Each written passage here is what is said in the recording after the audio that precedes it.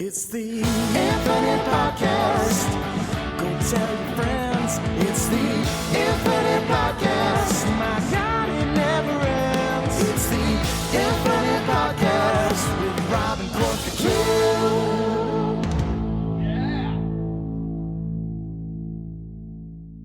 Hello, everybody, and welcome to another episode of the Project Infinite Podcast, the podcast covering the infinite and ever-expanding multiverse of fandom, from movies, comics, TV shows, video games. We got you covered. I'm Rob. I'm here, as always, with Court. Court, we're back to talk about Dune. Oh, I thought we were talking about Wonka. Nope. Wrong Timmy movie. My bad. Yeah. wrong Timothée Chalamet movie. We're here to talk about The King. Nope. Beautiful Boy. Nope. Interstellar. Nope. Can't think of another one off the top of my head. Lady Bird. No. Unfortunately. Not this time. Not this time. Next time, baby. But yeah, we're back. This is kind of it's our actual weekly episode, but also a companion to our Dune review that we did last week, because we're here to talk about it in full. Finally, we've been chomping at the bit to do this, and it's finally here. So we're gonna dive into that, and everything surrounding this movie has just been remarkable, from reception to box office to everything. Like, this movie genuinely feels like it has like a buzz around it. You know what I mean? That the first movie didn't necessarily have, but that's probably a product of when it came out, compared to this one, which now, like, everyone's kind of just ready to talk about it. Yeah. And so are we. So we'll do that. But first, we do have some news, starting with some unfortunate news up top. So the notable Japanese manga creator Akira Toriyama unexpectedly passed away last night at the age of 68, a subdural hematoma. So it's basically just a brain bruise that just went unchecked, and he passed away from it, which is a devastating blow to the Japanese, art community. I mean, he's kind of like the grandfather of Japanese manga in a lot of ways, obviously most notable for Dragon Ball, and so many other things. So just a real blow to the art community, losing Akira Toriyama, because, I mean, Dragon Ball's influence is just insane. I mean, on just mainstream media, we just got a high-budget Hollywood movie, which was talking Creed 3, that's pulling direct reference from this. It's just, it's absurd, the strangle it has, but well-deserved. Mm-hmm. Yeah, I mean, there's reasons why, over decades, the most famous, I guess, hypothetical battle in history is Goku and Superman, which is crazy considering where Superman comes from and where Goku comes from. It's really insane and really unfortunate, because Toriyama has been working. He's had, the statement that was released said he had several unfinished works that he was, working on, because obviously, there was nothing wrong. This just happened, and, it's unfortunate that we'll never see that. We'll never get another continuation of the Dragon Ball saga. Like, all that stuff is just done now, and it's just super, super unfortunate. But like you said, Dragon Ball is such a cultural touchstone across so many different generations and so many different, walks of life. Like, I feel like everybody kind of attaches to Dragon Ball, which is insane. So, man, just a real bummer. And obviously, anytime we do these, there's never any easy way to transition out of them. But we did get another trailer, a much more full trailer for Fallout, the Amazon series, coming out on April 11th. And I'm in. I'm also in. I'm also in. We were in on the first trailer. We were in. I mean, and we talked about it before we hopped on this. It's just, Amazon Prime is in this space where they really can.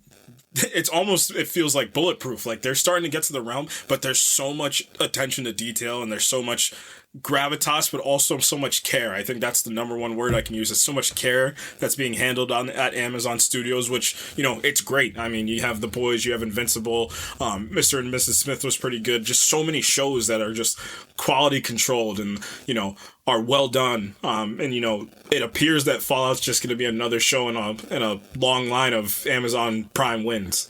It feels that way, yeah. They nailed the look, they nailed the aesthetic, they nailed that, like I said to you earlier, they nailed that weird blurring between like the 50s kind of style and then like the retro futurism kind of future, which like the weird color palettes and everything just feels a little bit off. Yeah, that's the best way to put it. Like it almost feels like a like an unsettling version of like Pee Wee Herman's Pee Wee Playhouse, like the kind of like the style that they're going for, especially the scenes that take place within the confines of the vault that you see in the trailer, where it's this really like everything's very vibrant. I mean, it's a great anecdote for how life was in the 50s. I mean, you had the fear of the Cold War, which that's literally what Fallout's about. It's the whole point. There's just an unsettling positive, like it's very vibrant and very colorful, but in like an off-putting way, but it's supposed to be. And then obviously once you get outside the vault and into the wasteland, like you really see what just a crap world that this actually is. And that's why the Fallout story is so good, because you have this, it's always an unnamed vault dweller, grows up within the confines of like the perfect place in the vault, and then they step outside into the wasteland, whatever wasteland that may be. This appears to be California, just based on a couple things. The Big Donut, you see the Big Donut, Hollywood Boulevard, you obviously see signs for Hollywood Boulevard, and yeah, I'm just super stoked that the first all the episodes are coming out at once. Yeah, it's a good strategy for a season 1, especially for something this source material is very off the rails, and they're very much leaning into it in all intents and purposes. So I'm actually kind of glad they're doing this. So at least you can get the full shot of the whole thing. So as long as it's cohesive, makes sense story wise, and it's fun, it's vibrant, it's crazy, it's off the rails, it's stupid at the same, like all the good stuff that makes these shows. Then they're in for a treat. Yeah, I totally agree. I think it's just, I don't know, I'm kind of floored by it, and honestly, I'm glad that we're in this space with these video game properties where like we're trying to kind of seeing them as more than just adaptations, and I love that. In this particular one, what I'm really happy with is they're not adapting it on any one of the previous game stories. They're just making, I think the director talked about it, how he's like, in a way, we're kind of just making Fallout 5. And I think that's a great way to go about it. Like, just make your own thing. And I don't know, I'm super excited for it. I'm definitely excited to check it out. Kyle McClanahan's in here, which makes me happy for all my weird 80s kids. Yep. Yeah, he's the perfect person to have in here. Walter Goggins also. It's just so weird. Like and that's it. It's so. I'm just so glad they didn't try to glamorize it or anything like that. It's the perfect amalgamation of, like you said, that retro futurism, that just weird, hellscape, which is the Fallout. The outside of the dome and Fallout. Like it just seems like a perfect marriage of anything, and I can't wait to see it in a couple months. Yeah, in a month and a half, I think. Yeah. Just a little bit, not even a month, it's a month, basically got a month. And then the last bit of news before we talk about Dune, so we got a Superman update. We got a first look at the logo, which obviously very Kingdom Come inspired. Sure. With the logo, and we got a rename, so it's not Superman Legacy anymore. It is just going to be Superman. Shop the Legacy. Just do Superman. Yeah, just do Superman. Said Justin Timberlake in that one movie I can't remember the name of. Just kidding, Social Network. Which I'm fine with. I'm in on that. That's fine. We had that cast picture that we talked about the last time as well too. It seems like everything's coming together. We got the first set picture of the set itself. Of obviously it looks like what would be the Fortress of Solitude there. I know I can't remember where they are. If they're in, I don't know if it was Greenland or Antarctica where they were shooting. I'd assume it's Greenland because Antarctica's got to be like an SOB to try to get to. So yeah. No, I'm in on the whole idea. I'm in on the concept. I think the number one thing that it's losing, not losing its grip, but the number one thing that I'm excited for that not a lot of people are talking about is David Cornsweet himself. Like I think I hope people don't forget like how, in my opinion, how great of a get that is too, because he doesn't have any priors. He doesn't have anything to major things that we can throw a bias against him. It's just. This feels very akin to, obviously Hugh Jackman had a career before this, but when he stepped in, he was just Wolverine at that point. And obviously Superman, has a legacy of being played by all these different actors. Come on. It's gone. but I just feel like David's gonna step in here and just do something. I can't explain it. I just have a very good feeling about this movie. There's just something about this movie that I'm just the feel, the aura we talk about all the time. It just seems to have it. Especially off the back of Guardians 3, this is something we talked about that the DC universe hasn't had, live action hasn't had in a while. I feel the structure that we've been taught. Like, there feels to be a plan in place this time, and like everything that they want to happen is going on right now.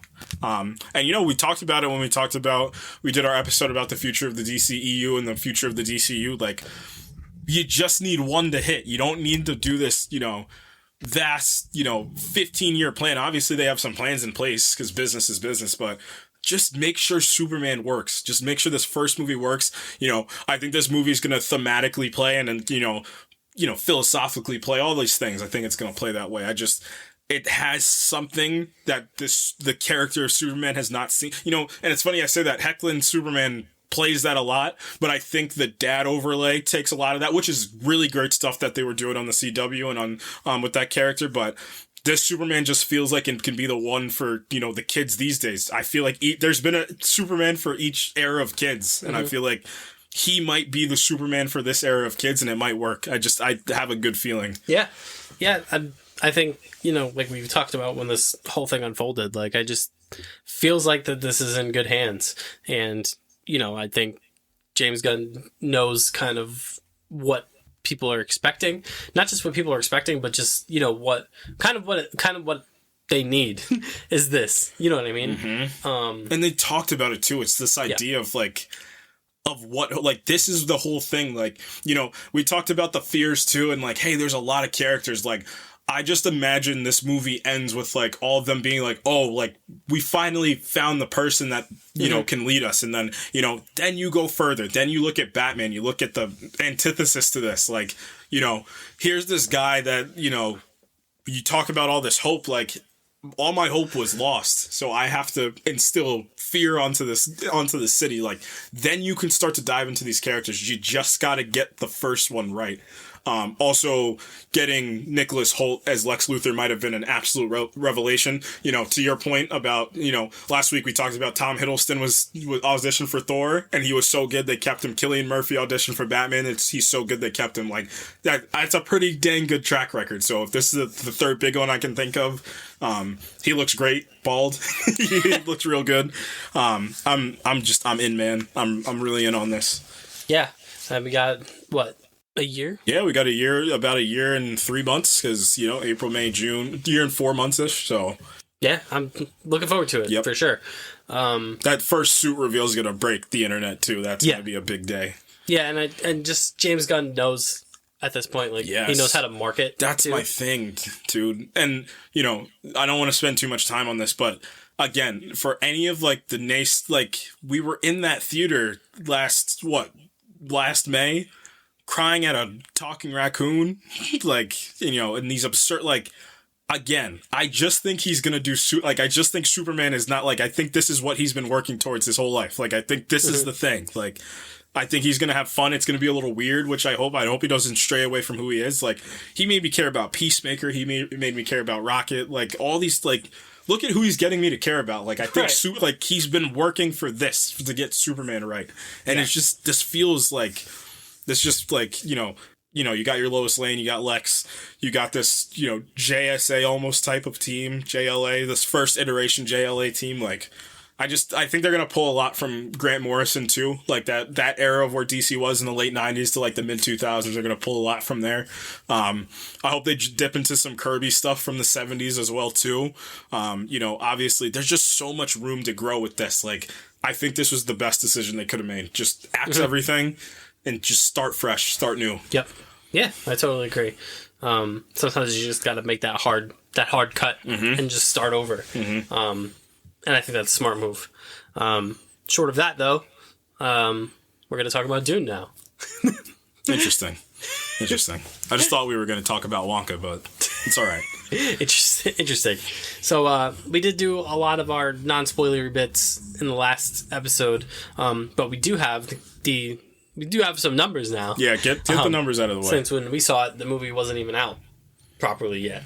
So, we did have a weekend, and so far this movie is tracking pretty freaking well.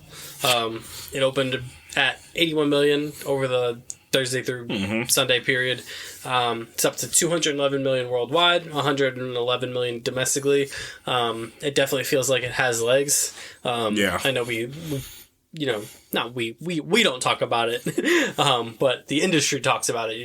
Movie having legs. I mean, this was the thing that gave Avatar what it got, was the fact that the movie had historical legs that, and a historical second week. And this is going to be the question. We're doing this on Friday, so by the time Monday hits, we're probably going to know what this movie is going to truthfully be. Yeah, I mean, I don't think any movie will ever be Avatar. I think that was just a unique thing, moment in time where this movie just had this unreal run. Obviously you're talking money, but the way this movie is being received and played is that's a different story. Yeah, that's and we'll save that for a second. But just money-wise, you're right. Like, Avatar was just the definition of lightning in a bottle for a cinematic sense was Avatar, but... Yeah, because no one could explain it. No one could explain it. We talked about it when we did the episode on the first Avatar, where that theater run was just unlike anything anyone has ever seen. Like, it just kept getting, like, months after the fact, just kept getting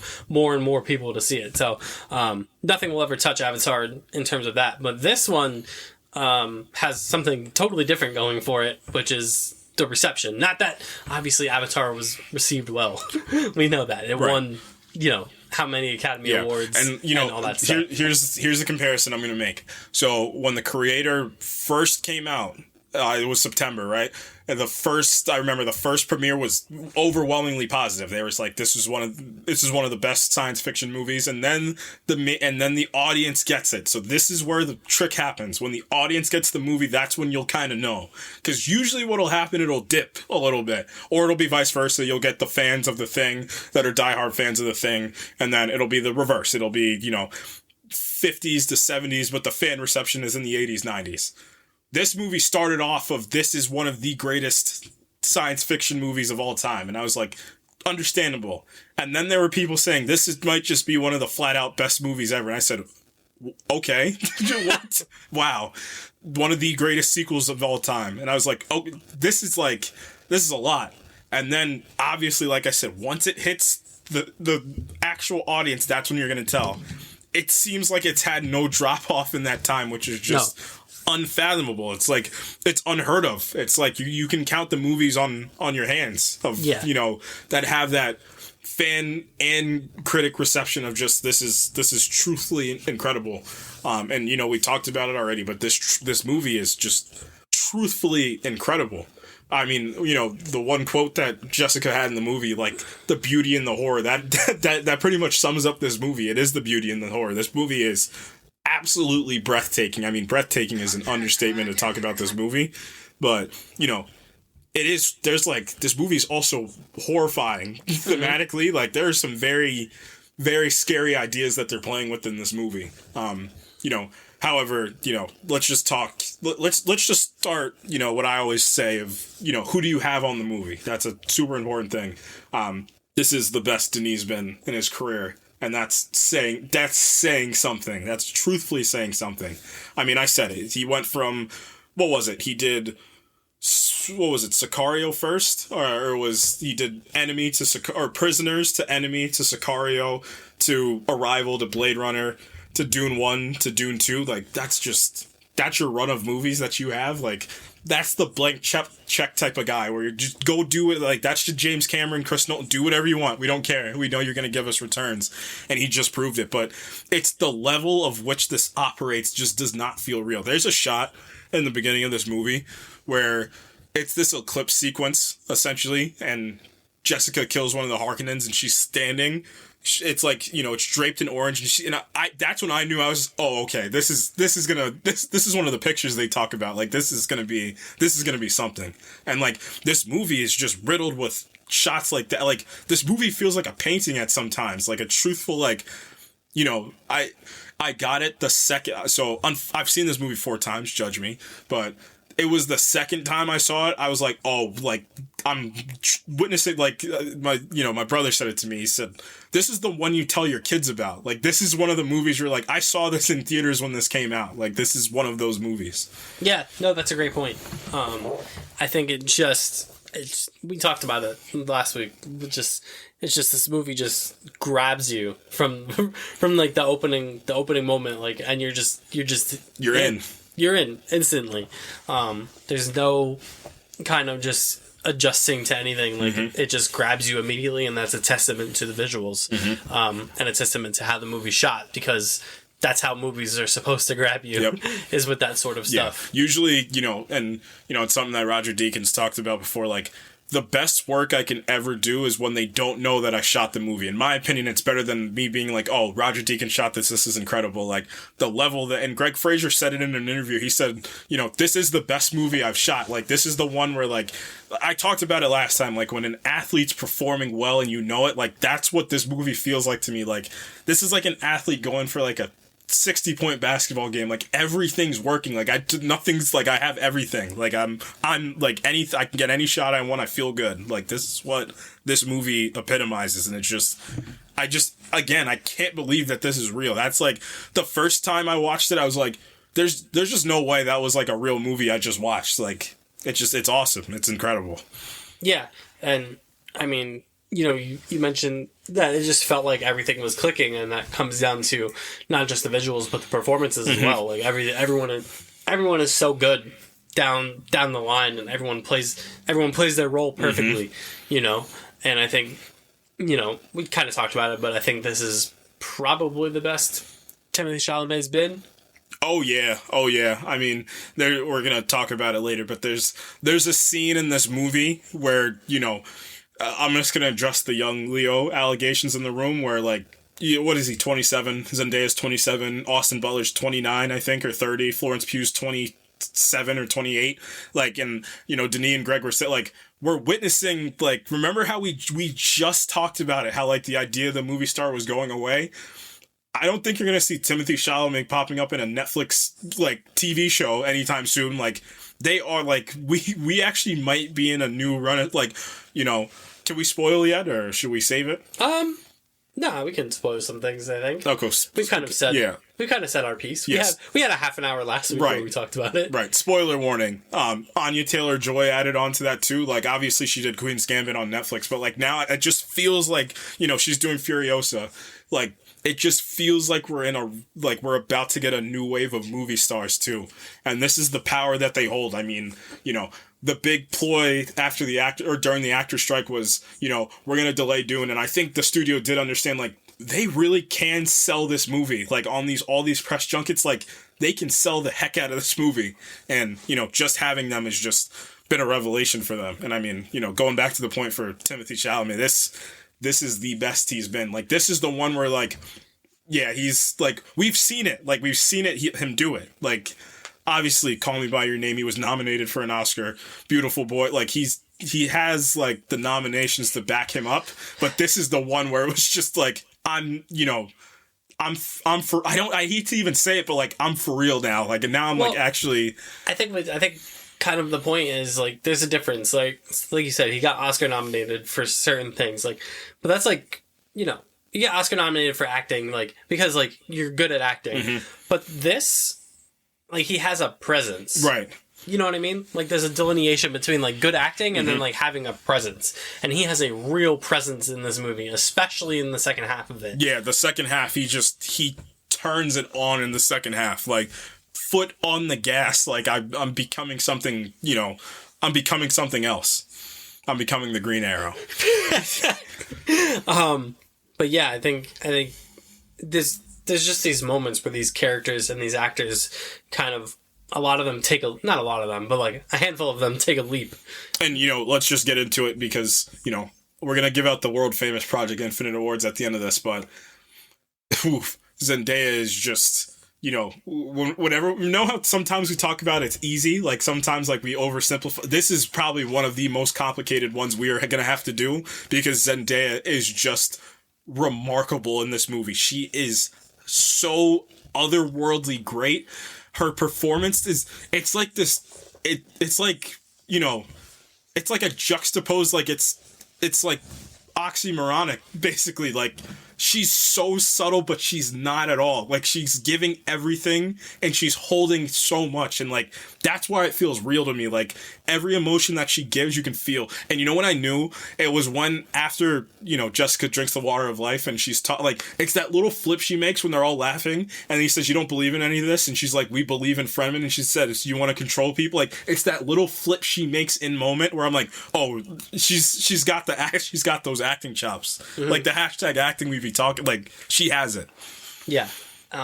Rebecca Ferguson does again. Yeah, again. Because I mean, we talked about this 2 years ago. We said because so one of the big arguments for Dune 1 was, is this movie actually, does it just look good, or is it actually good? It's actually great, by the way, but I'll always defend this.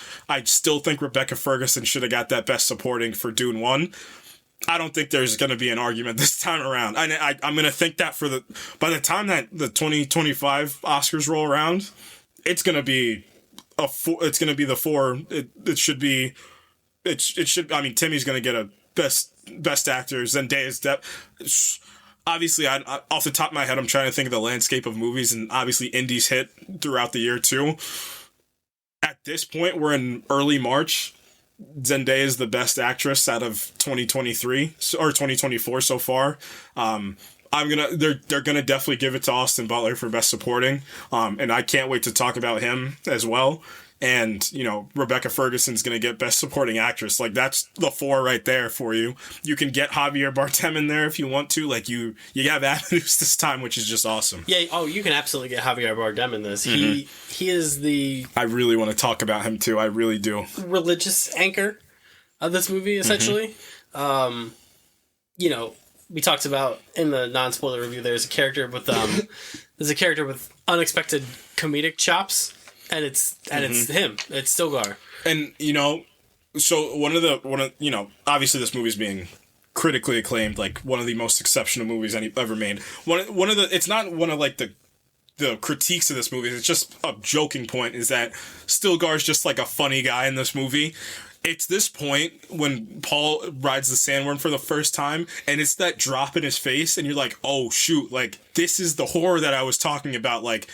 Your friend just turned into a fanatical person for you. Like, you're just a person to him. Like, he taught you stuff. Like, he was teaching you how to do things. And now he's ready to worship, kill anything you need. Like, that's the true horror of what Frank Herbert was trying to tell us. Like, I think, what was the quote he said? He said, he talked about Kennedy and Reagan. He said Reagan was the one that made it work the most, and Kennedy should have been the most feared out of all of them. And, this is what he's talking about. Like, he saw this kid, like, obviously he's a little older, but he saw this kid that he had been walking throughout the desert, been holding, as one of his own people, and an immediate flip from a prophecy from how long ago has turned you into this person that you'll do anything for him. That's what the acting from Javier Bardem. It's those moments where it's the moment where the comedy fades out for like, oh shoot, like he's really ready to do anything for him. It's the demon. Mm-hmm. You remember in Dune 1 when Duncan Idaho talks about the Fremen fight like demons? Mm-hmm. The person he's talking about is Stilgar, because Stilgar is the one that leads that group right at Siege Tab, and like that's when you remember like Stilgar is. When he turns it on, like I mean, he did in the end of the movie. Yeah. Like he's leading all these like again, and it goes back to the scene with like we're gonna isolate that scene because that scene is probably one of the best monologue/dialogue scenes that I've seen in some time. Like that's when a movie truthfully like we talked about this with Top Gun where the roller coaster ride comes down. Like that's exactly what that scene was. Like I got that from the first time. I was like. The heck am I? Like, I'm about to see something truthfully incredible. We look at, let's just go to the new character, Austin Butler, we could talk about as well. It's one of the best introductions to a villain in movie in recent memory. It's just, I got it when he was silhouetted in black and he was walking out of the stadium and the his Harkonnen music started playing, and I was just like, ooh, I got that feeling of like when a villain makes a presence right away, because this movie is loaded. This movie has a lot of stuff in it, so you have to get the villain reveal right. And we talk about it all the time. When you're doing a villain reveal, you have to make them credible out of the gate. Hand to hand, he was immediately credible, and he's kind of, again, he's the opposite of what, like, there's no logic. And I love that little bit where Chani talks about, like, Paul's like, who cares about this guy? He's like, he's genuine. Like, Fade's the opposite of that. Like, he has no conscience. Like, he's just, again, like they say it he's psychotic. Like, he doesn't understand. He's psychotic and driven by honor. Honor, yep. And they play at those things too, and it's the perfect person to put against Paul, because what's he been trying? Obviously, before he takes the water of light, what's he trying to do with the Fremen? He's trying to fit in. He's trying to be Fade is this, glorified, like, he's like not a religious. He's like a royal son. Like, that's actually what he is. He's like a royal son that's like propped up in the media. That's just like the great, like, that's exactly who he is on Gady Prime. But he can back it up. Yeah, and that's what's so smart, because his presence alone is one thing, but he walked into the arena, and that's why it's so smart. They talked about the Atreides being such strong fighters, and then they don't drug one of them when Fade goes to fight at Landville from the first movie, and he takes care of him. He takes the shield off, and he tells the weird. This movie's weird too. I hope everybody knows this is weird. This movie's a little freaky and weird. Those weird little reptile people. I don't know what they were. Me neither. Glad they had masks on, because if it took the mask on, this might scare me a little. Yeah, I didn't like it. Yeah. And he tells, get back, I'm doing, and he said, and again, plans within plans, show me show me that you're better than Rabban, show me right now. And he did.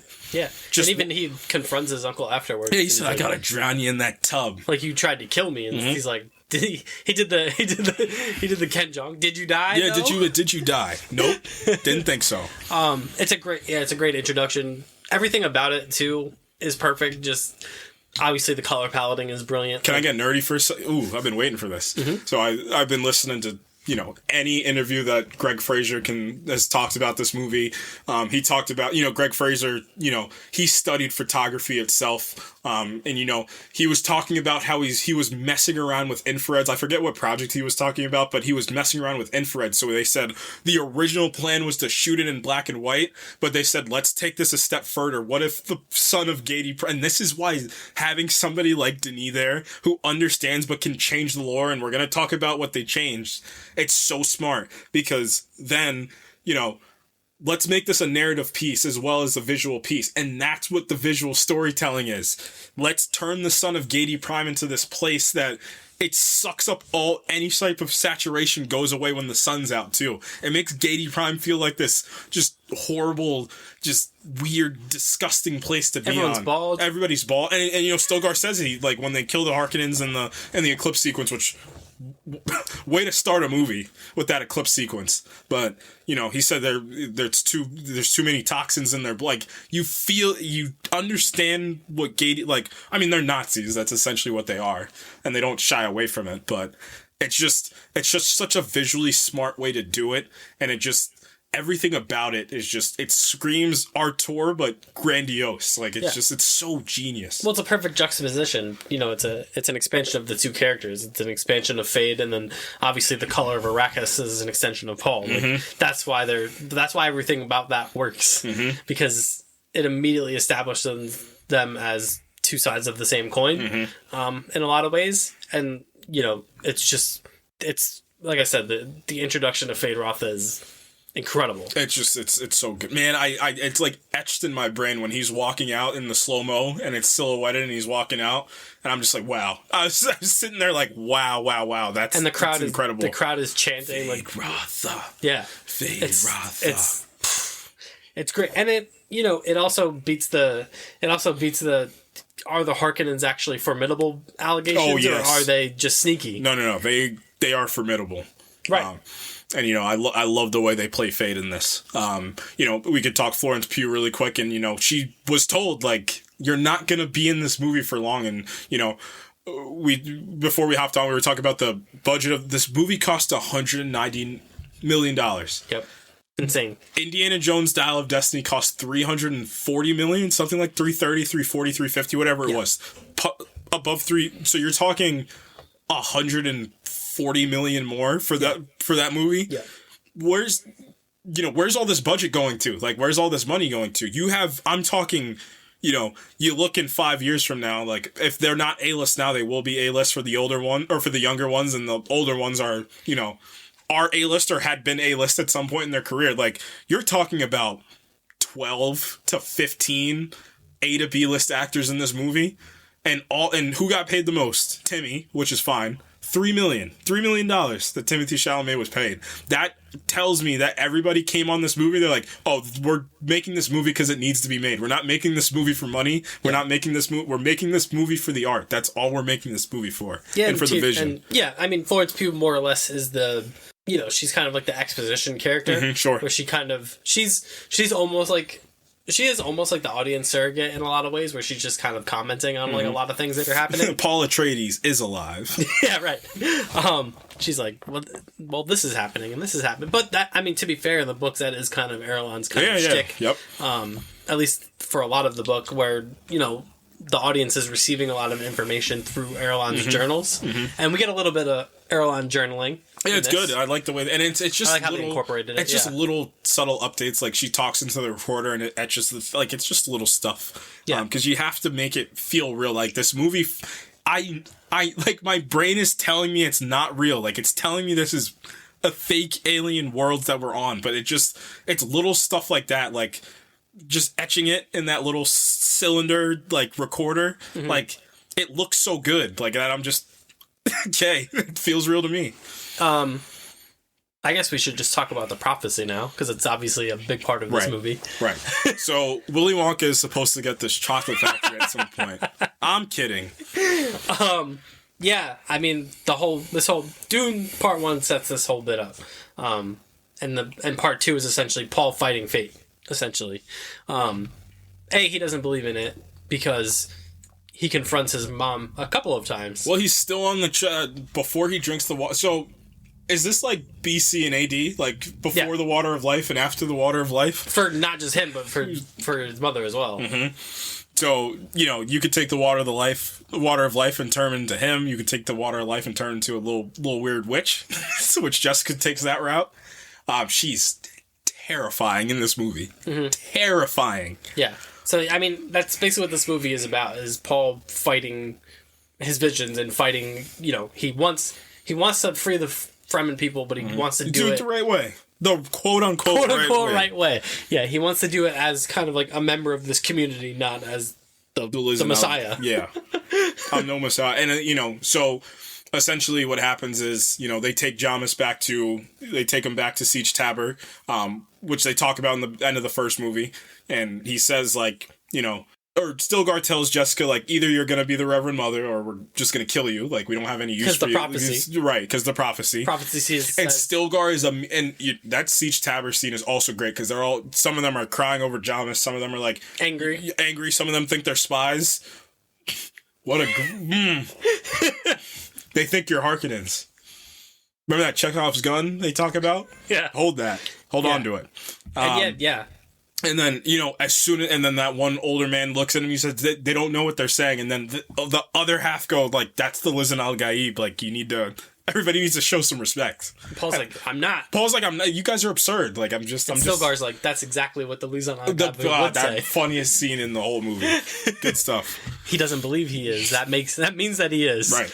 So, I keep saying this, but, like, this is how the movie's so great. Like, obviously the eclipse scene happens, I'm like, oh, this is a movie.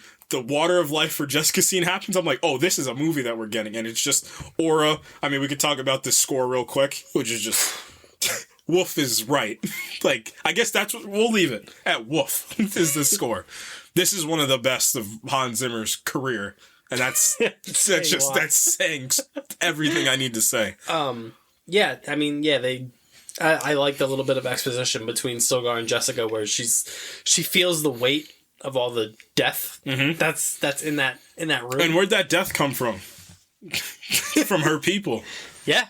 And retroactively speaking, that's why I love her performance in Dune 1, and that's why it's so good, like this Dune 2 performance, because Dune 1, you can tell she's like, I really messed up. Like, I really, like, I did mess, like, I should have just had this kid to have this kid. Like, I put the weight of the universe on this kid's shoulders because some, lady that I've never seen her full face because she wears veils all day told me to. Like, that's kind of...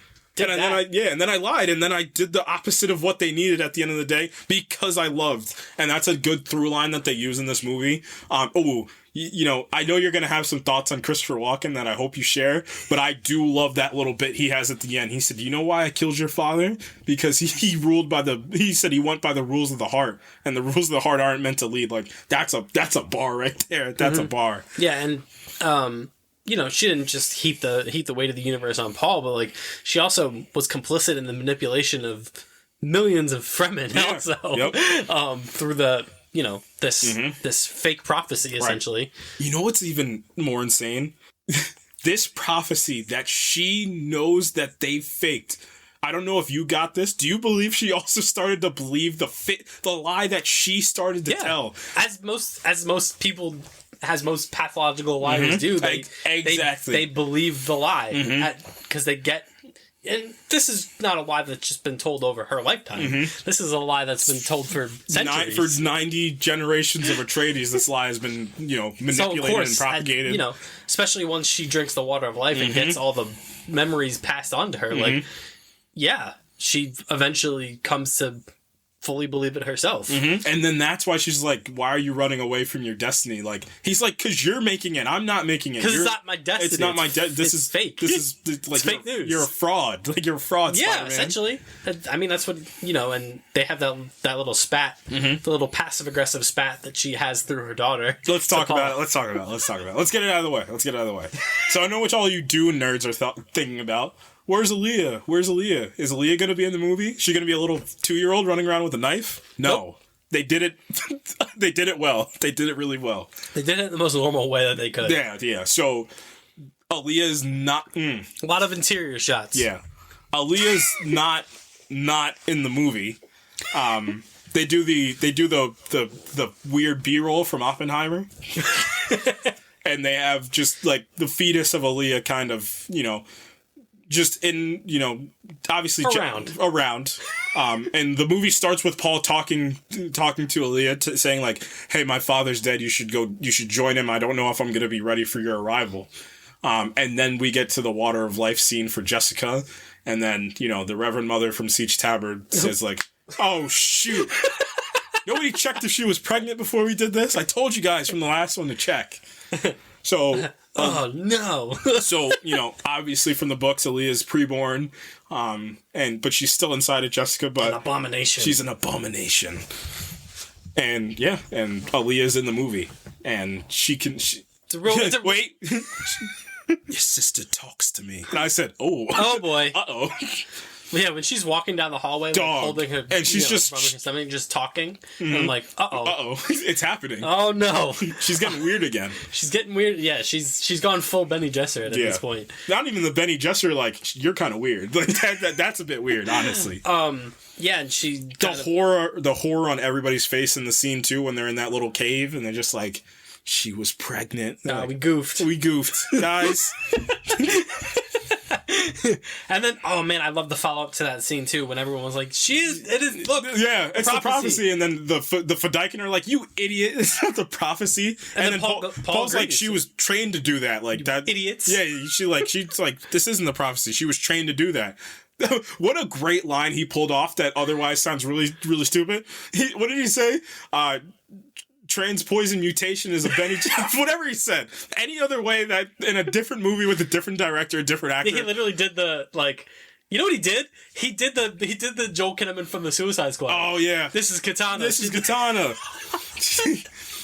Her sword chaps the souls of her victims. Yeah, he's like.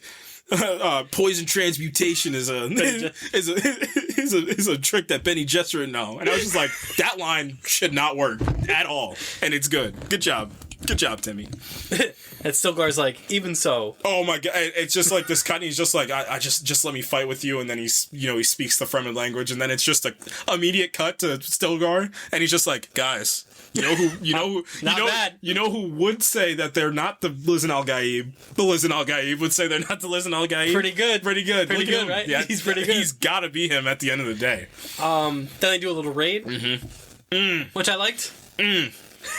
Gosh. So, you know the promise from Dune 1 to Dune 2 was more, we're gonna, here, nerds, here's more action. Fine.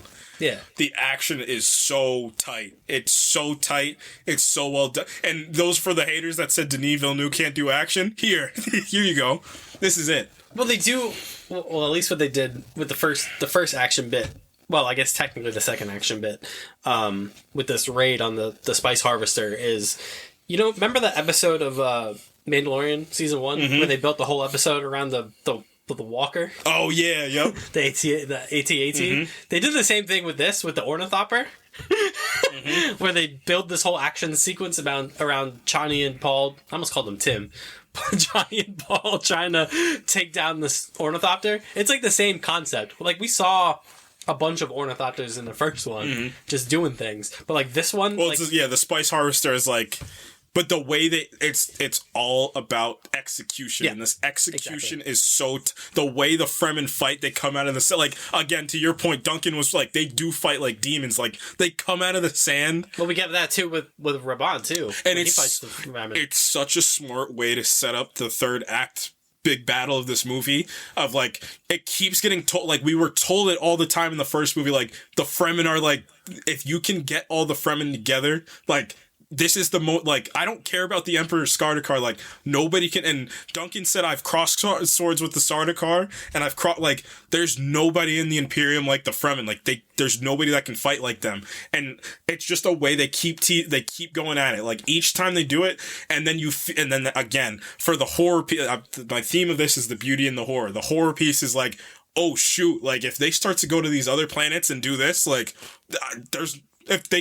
if the Sardaukar we keep getting told the Sardaukar are so formidable, and like by the end of this movie, Paul's just like, just kill all these Sardaukar in the room, and like, like, there's no fight. Like, well, the analog to it is, in Game of Thrones, the Dothraki is the same. It's the same concept where because they're supposed to be the savages, like, not, season one of Game of Thrones, Ned Stark and Robert Baratheon have this back and forth because Robert obviously has the spies over the ocean where he hears that Daenerys Targaryen is kind of in the care of the Dothraki, and Ned is like, who cares? They're savages, like and Robert's like, no, you don't understand. Like, you can't defeat the Dothraki in an open field. Like, they fight like lunatics. Like, we can't, if they get over here, we can't win. And that comes to pass in season 7 when the Dothraki make it to Westeros and they go up against the Lannister army and decimate them. And Jaime Lannister goes back to his sister and he's like,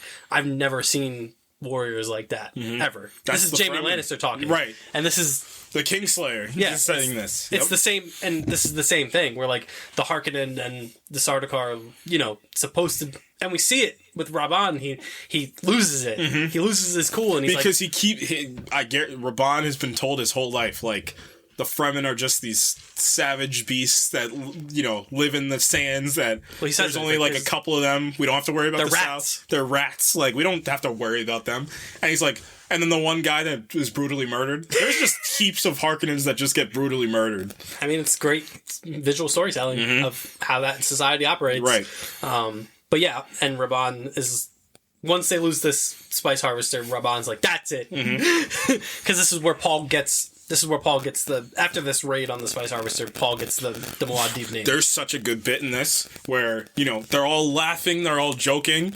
It's like, it's the good leader. When they start talking, people just start listening. Because Paul's just like, they're all joking, they're all laughing. And he's just like, my family was, he said, because she says, who taught you how to fight like that? My old masters. And he's just like, but they were massacred. And then, like, everybody just quiets down, and that's where the Lisan al-Gaib starts to rise. The Mahdi he's just like, he said, but Stilgar, the leader of this whole group, says, what would you have have us do. And he Get said, my lick back. Yeah, he said, we're going to go north. And he said, well, if we go north, we're going to die. Then we'll go even more north. How about that? And then he gets bestowed the name, the Muad'Dib. He said, what's the little desert rat? There's a desert mouse that runs around. Muad'Dib, and everybody's laughing. Stilgar's like, Everyone's no. like, stupid name. And Stilgar's It's like, like, no. He said, what do we call the hand of God on? You call that Muad'Dib. It's the North Star. Yeah, the one that points the way is what they call it. Yeah. And he makes his own water. He said he makes his own way, and now he's and you need a Fremen name, so you're gonna be Usul, the pillar, Usul. Strength. Yeah. And he becomes, a Fedaykin, basically. He becomes, which is what he wanted. That's all he ever wanted out of this deal. Man, so let's talk about the love story in this movie, because woof. Which one? You know which one I'm talking about. Fade Rafa and that one Bene Gesserit? Fade Rafa and his darlings. Oh, that's when the Elvis came out. I knew it was somewhere. My darlings haven't ate anything. But so Zendaya, like I said, she's just incredible in this movie. So Zendaya has this look at Paul all the time, and is it the best acting Zendaya does is just her face acting in this movie is just, it's second to none. It's some of the best I've ever seen, like on screen. It's just she speaks with her eyes, she speaks with her movements, her subtlety. She speaks like volumes, like she uses the voice without using the voice in the way that she acts. It's awesome. But we get to one of the most beautiful points in the movie. And you know how, this is why I love movies, because movies are the only media that carries all other forms of media into itself. So music, art, paintings, the whole adage, every frame a painting, it carries everything. So, Paul, you're going to go sandwalk. If you want to be Fremen, you're going to go into the desert. And, he looks up, he thinks it's Jamis at first, and then you sandwalk like a drunk lizard, and you're like, oh, okay. I love that scene too, especially when he's like, well, my book's back on Caladan told me, and she's like Really? she looks at him, and he's like, all right. Yeah, my bad. Sorry. She's like, don't mansplain sandwalking to me. So they start sandwalking, and somebody made a great point. It's like their first dance. Yeah. It's like the first dance of that's exactly what they were going for, I would imagine. And then it's Zimmer's score. It's the score piece that the Chani Paul incidental that they keep using. It's so beautiful. Stop looking at me like that. Yeah, it's just like, oh my god. Oh, woof. It's immediately believable. Yeah. Immediately believable. You see, and Chani keeps you could just see the way that Chani looks at him, and what's the whole? I think there was a thing where that blue scarf that she has, that's when a Fremen woman loves a man, that's what they use. And I'm like, ooh, that's not gonna work well at the end of this movie, is it? No, it's definitely not. And yeah, I mean, they have that moment basically after everything, and she's like, because he asked after he gets his name, he's like, what was your Fremen name? And she's like, whatever she says. And she goes, it means Desert Spring. And she's like, I hate it. And he's like, well, then I also hate it. I was like, oh no. Oh no, he's a simp. He is simping for her. Nobody thinks you're going to make it past summer. This love's going to make it past summer, ain't it? And obviously they consummate their discussion with a kiss, and it's really, really cool. Sihana or something like that. Yeah. Sihaya. And he's like, ah. Yeah. He's like, I love it. And she's like, I hate it. He's like, I also hate it. I love Chani. The first time. I loved it. Perfect. You want to talk about Paul riding a big worm? Also complaint from Dune 1 when they were like, where are the worms? Denis like, yeah, I actually saved all of them for Dune 2. We just had the one worm, Ted, just in the first one. The whole squad's in the second one. So, here we go. We're doing a big worm ride. Big worm rodeo. This is where, when you talk about a relationship between a director and a cinematographer, this is exactly what you talk about. So everyone gets the blankets out. Right. Everybody's chilling. Well, you gotta find that character's name, the one that Chani's with, the other Fedaykin, because she's great in this movie. Yeah, she's the naysayer. Yeah. She's like, this is dumb. But until she's not. Because even she's like, because when she dies in this movie, she's also fully in. She's in. And that's the danger, because obviously in the books, the Fedaykin are like the elite death squad of Muad'Dib. That's who they are. So everyone gets their big blankets out, and Stilgar's like, all right, here we go. Here we go. It's time to ride the big worm. So, Ayo. So Denis talked about it. He said, we have to do this as if somebody had done this before. Like, if we can go, like, and then this is where the relationship comes. Greg was talking about how, like, they were watching snowboarding videos and skating video, like, and they were like, we have to do this in a way where, like, we had seen this person already do this thing. We couldn't, like, obviously they could have, but, you know, and then camera-wise, they said, like, we had to shoot this as if, like, we were shooting a car scene in something, like, we're gonna mount the way they were talking was great. He's like, we're gonna mount the camera on another sandworm and have the other sandworm follow this sandworm, and I'm like, that's genius. Like, why has no one ever thought of getting the worm Greg on Fraser, set? the Liz and Al Gaib for me, actually. Why had no one thought of getting the worm on set? But, like, before? even all the interviews he does, he keeps saying, he's just like, yeah, it's like, you know, the last guy that wrote a sandworm, it's been a while since he did it, but, like, he had to do it again, and then we had to learn from him how to do it. Like, the way they think is what's making them so great. Like, it sounds absurd, but it makes sense for them. Like, we have to shoot this in the most practical way, and that scene is like a revelation, and you know, obviously that scene was released prior. Seeing that in the IMAX, we saw it in the 70mm IMAX. Oh boy. Oh boy. So I was like, I tuned it myself. Mm-hmm. Just for you. Have fun. Don't die. Don't die. Don't embarrass me if you die. Don't embarrass me in front of my friends. Also, I love you. What? Don't embarrass me in front of my friendmen. Come on, man. That was a cheap one. Paul's like, oh, I got a worm for you, all right? It's the biggest freaking worm you've ever seen. No, it's not. It actually was a smaller worm. Not to Lady Jessica, though. She said it was the biggest worm they'd ever seen. Stop lying, Mom. God. Oh, that scene when it's like intercut, when she's like, we have to turn the non-believers, and we start with the weak ones. Yeah. I was like, what is she about to do? Oh, no. And then she gets the tattoos. Yep. That's when she really becomes scary, when she gets tattoos. So he rides the big worm. Good job, Paul. Good job, Paul Atreides. He's leveled up. Yeah, you're now a Fremen. You're Fremen level 1 now. Good job.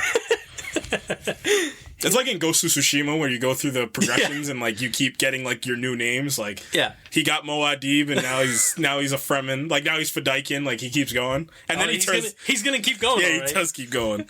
Apparently, and also this was never explained in the books how they did this. So this was totally, they came up with this idea with the big grappling hooks and the basically riding it like a big horse, which I liked. And, you know, again, all jokes aside, like... Oh, it's mesmerizing. And then, you know, when Jessica gets back, or when the one... They're not Reverend Mothers. They're essentially, like, they're the sisters. They're your missionaries, Yeah. So, she comes back, she's like... He did it! Yeah. He rode the big worm. Mother. She said it was a grandfather worm, the biggest worm they'd ever seen. Stilgar said it wasn't that. It's alright. I wouldn't say that. And Jessica was like, no, hear her out. Yeah, hear her out. And Jessica's just like, I told you. I see. She said, I told you, you know, Shai Hulud would bow to the boy from the outer world. I was like... And it happened. It did happen. And she's like, all right, our work here in the north is done. Like, we've done everything. Like, they believe in Paul now. Now we have to go south. And Paul's like, no. The South is a huge... Ooh. weird through line to have one of the themes be the South will rise again in this movie. That's not on paper great. But, you know, it's all right. And they're like, yeah, we're going to go south. We're going to do this. And Paul's like, no. You are going to go south. Yeah, you're going to go south. I'm going to stay in the north. You can go see Robert E. Lee if you want to. I'm staying in the north. So I'm going to stay in the north, and I'm going to take... His goal is to take Arakeen back. Yeah, I'm going to keep fighting. He said, you know... Why won't you come with us? And, like, it's to the point where, like, everybody starts to realize he's lying about something. Like, why won't you, like, there's no point. Like, the whole point, we're gonna go to the south, we're gonna get all the fighters from the south, we're gonna come back north. And Gurney says it later, he's like, why don't you just go down there, get everybody, come back, and take back Arakeen? You don't even need the million from me. You just need 2,000 and you've got the whole planet. Like, what's the problem? 2 million scrolls? 2 million Fremen?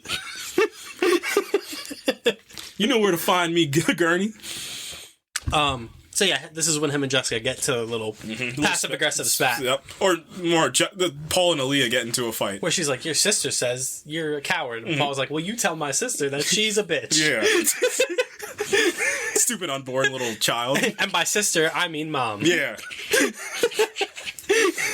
And Jessica's like, well, your sister wants to know what your attitude's all about. Yeah. Paul was like, you tell my sister that the prophecy is nonsense. Yeah, he says it again. He said, look what they're doing for you. Like, these are lies. Like, and Jessica's like, we wanted to give them hope, and that's when he does his great bit, his first great bit of acting in this movie. He's like, that's not hope. That's not hope. I'm like, whoa, don't yell at your mom. Don't yell at your mom like that. It's disgusting what your people have done to this world. Like, look what they've done. Like, they've turned them into fanatics for nothing. And like, she's like, well, it's working.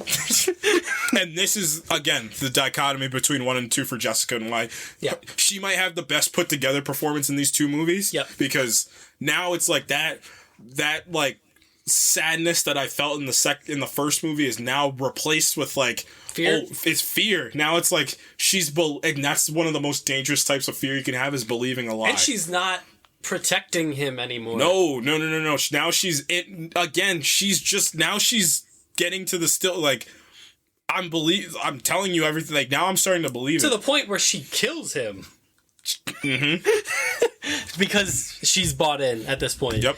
And that's how does the worm bus work exactly? The worm bus is hilarious, by the way. That's good. The worm bus is hilarious. I get how you get on the worm, but how do you get subsequently 50 other people on the worm? Well, it's once you get on it, I think you can stop it. Maybe and get everyone else on. See, I'm not concerned because I know I'm not because I was already concerned with how you get on the worm in the first place from the first movie, and then they did it in the second movie, and then I think Denis did say we're gonna learn how they get off the worm in Messiah. So I'm cool. You know what? Some things like one guy gets on, and then the worm does a lap, and then like the next guy gets. Oh, it's on. like a bus stop. Yeah. But how do you get the big carriage on the worm? I don't know. Well, it goes under, and then it just picks everybody up. So you just gotta wait and then. Yeah. Well, the first guy probably gets on, like the bus driver probably gets on, and then he picks everybody else up because then he can kind of control the worm. Like Paul controls the one worm to like turn left. He banks it. Yeah, he's like, all right, Johnny, I'm gonna go poison myself and die. Yeah. I know one woo was let out at some point. Like it's kind of cool. Like that's going 300 miles per. They were booking it. Like you think Japanese bullet trains are fast? Those worms are moving. Meanwhile, back on the ranch, the Harkonnens are just.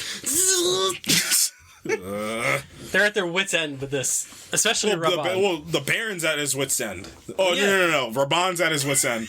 I'm gonna go kill this Moadib. And now the voice of the presence of the Moadib or the legend is starting to rise.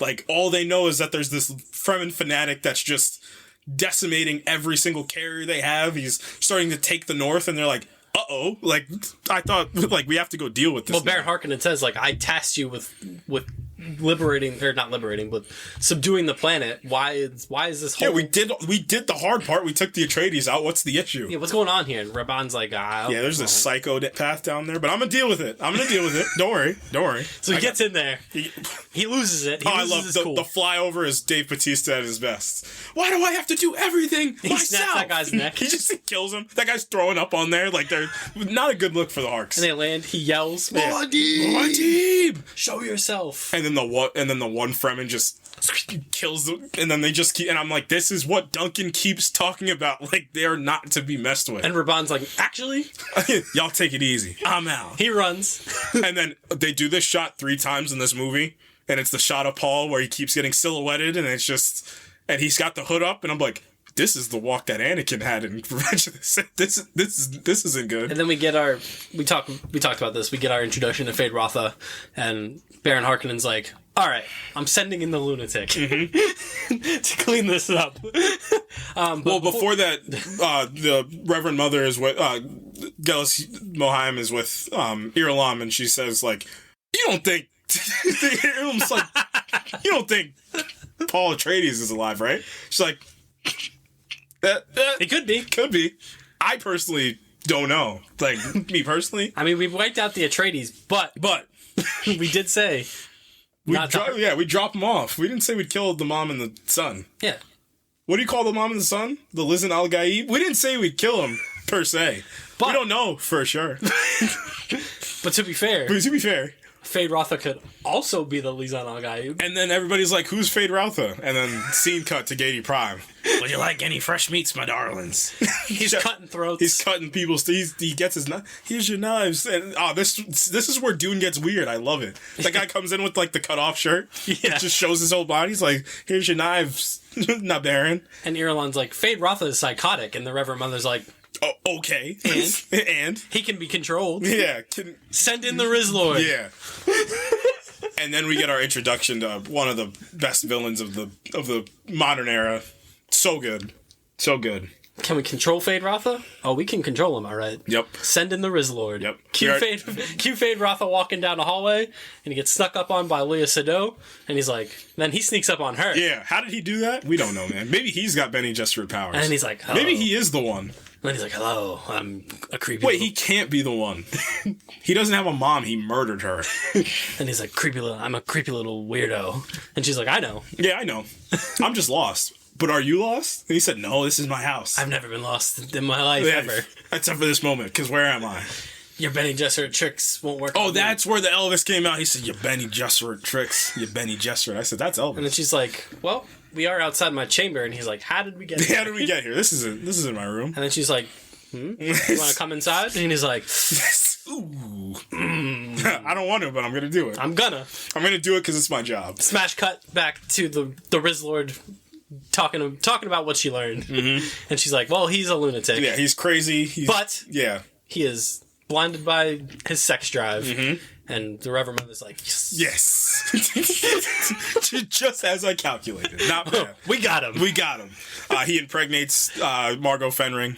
The package is secured. And then Irulan's like, why didn't you just do this? And the Reverend Mother's like, because. I'm a motherly figure. And Irulan's like, what does that mean? And then Margot's just like, well, he murdered his mom, so. And Irulan's like, ooh. Ooh, makes sense. Oh, she does do the box bit. I forgot about that. Yeah. And Fade Rotha's into it. Oh, yeah, well, I mean, put your hand in the box. And everybody in the theater's like, what do you mean by that? He's gonna put his hand in what? And he does. Oh, we had a theory outside the theater. We were just like, I know he was like... Oh, he was into it. Yeah, he's just like, he loves pain. Like, he put his hand in the box. He's like, is this supposed to hurt or something? He said, this is kind of awesome. I'm not going to lie. Can I have one of these? Can I just...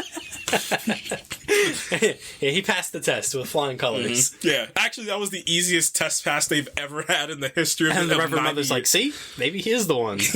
He might be. He doesn't have a mom. He can't be the one. So then Baron Harkonnen is like, you're in charge of Arrakis now. And he's just like, okay, I'm still upset about you almost murdering me, but... And then Raban's like, what is the meaning of this? Yeah. And then Fade Rotha's like, boom, bang, bang, bong, you're on the ground. Kiss my feet. You embarrass me in front of Vanessa. Kiss my feet. So yeah, Fade Rotha takes over the Arrakis thing and immediately gets busy. I'm not gonna lie. Not a bad plan. He said, why don't we just firebomb them so it melts the rock? Because we know where they are, so we can murder all of them. And, and the Baron's like, this kid's good. This kid's got some.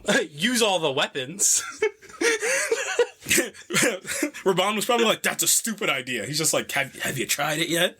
Why does Raban not have the same accent that you? Because he sucks as a nephew. Have you tried using the bombs, Raban? And he's like, no. He's like, well. He said, did you try using the old school bombs, Raban? He said, I thought they were old. Didn't want to use them. Before the bombing, though, we do get a reunion.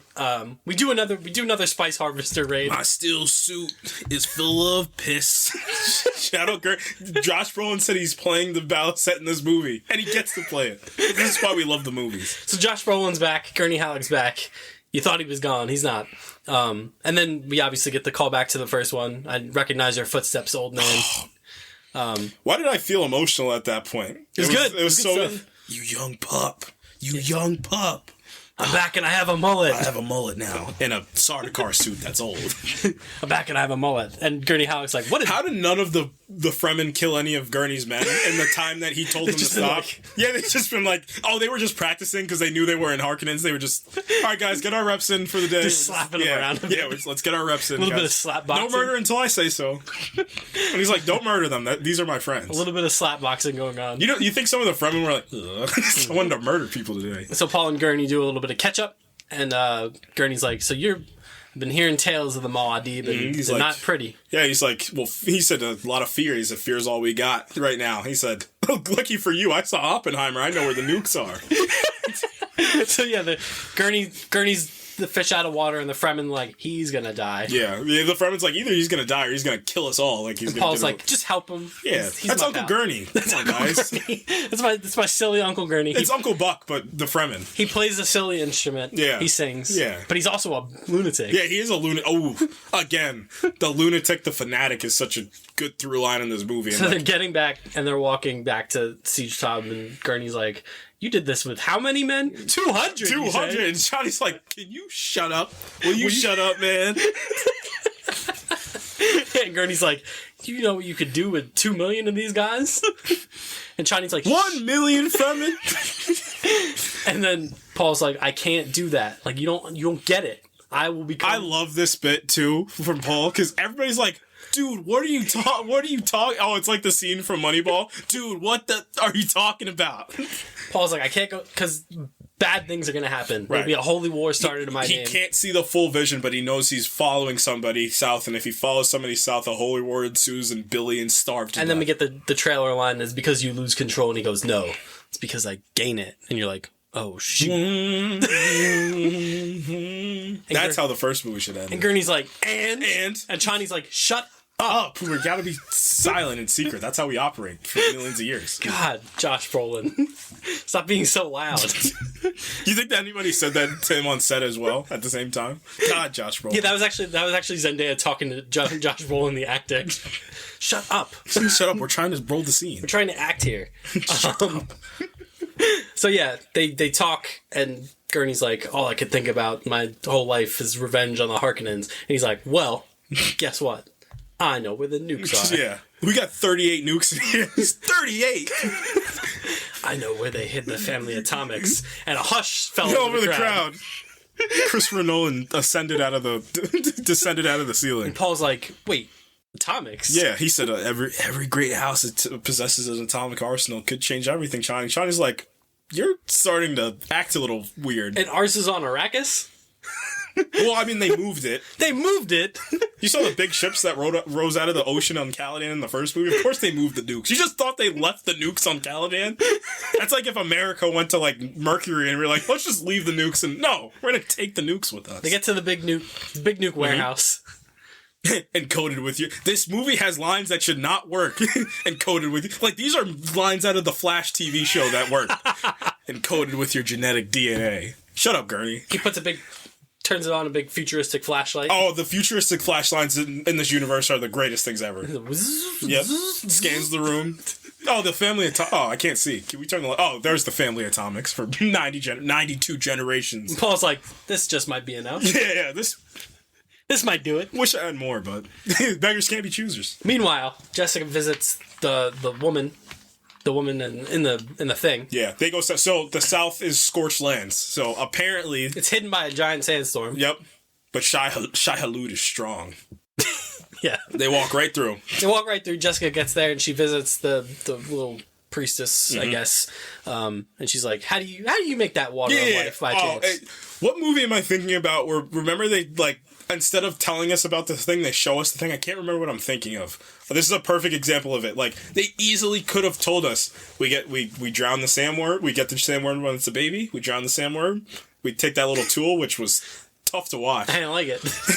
And then we drain it of the blue Gatorade. And then we give it to women.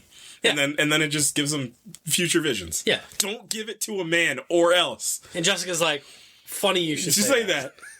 My son's kind of a big... Oh, no. No, she doesn't even say that much. No, Paul's like a D1 recruit with an overbearing mom. My son's going to play quarterback at Alabama. So, should treat him... He's going to be the point guard at Duke next season, so... Duke. So she goes, look, a man is going to come here and he's going to ask to drink it. And you're gonna let him, and she's like, "Daddy, we can't. That's not how it works. Let him try." It worked on me. Yeah, it did. Yeah, I was like, maybe he should. I personally would at this point. It worked on me, and I wasn't even in the movie. As soon as I saw her funky headdress, I would have been like, "All right, I don't want no problems." So we're just gonna hang that bit there. We hang that bit, and we wait. And then Fade Rotha's like, I'm actually cleaning up now. World record time conquering Arrakis, set by me. I want to go on the ground. He's like, boom, boom, boom, kaboom, bombs. Mm-hmm. And because this is when Paul has the vision of the explosions and he sees Chani and she's like, melted. It's the scene from Oppenheimer again. Yeah. And then he wakes up to explosions and he's like, oh, God. What the hell? Gurney, what happened? I don't know, man. Ask Kawhi. I don't know, man. They bombed that Siege place Tower. that you're from. I like Gurney Halleck. He's very relatable. He's like, I don't know what's going on. Yeah. I just want my lick back. Well, I don't care how I get it. I don't care how I do it. Can I kill Harkonnens?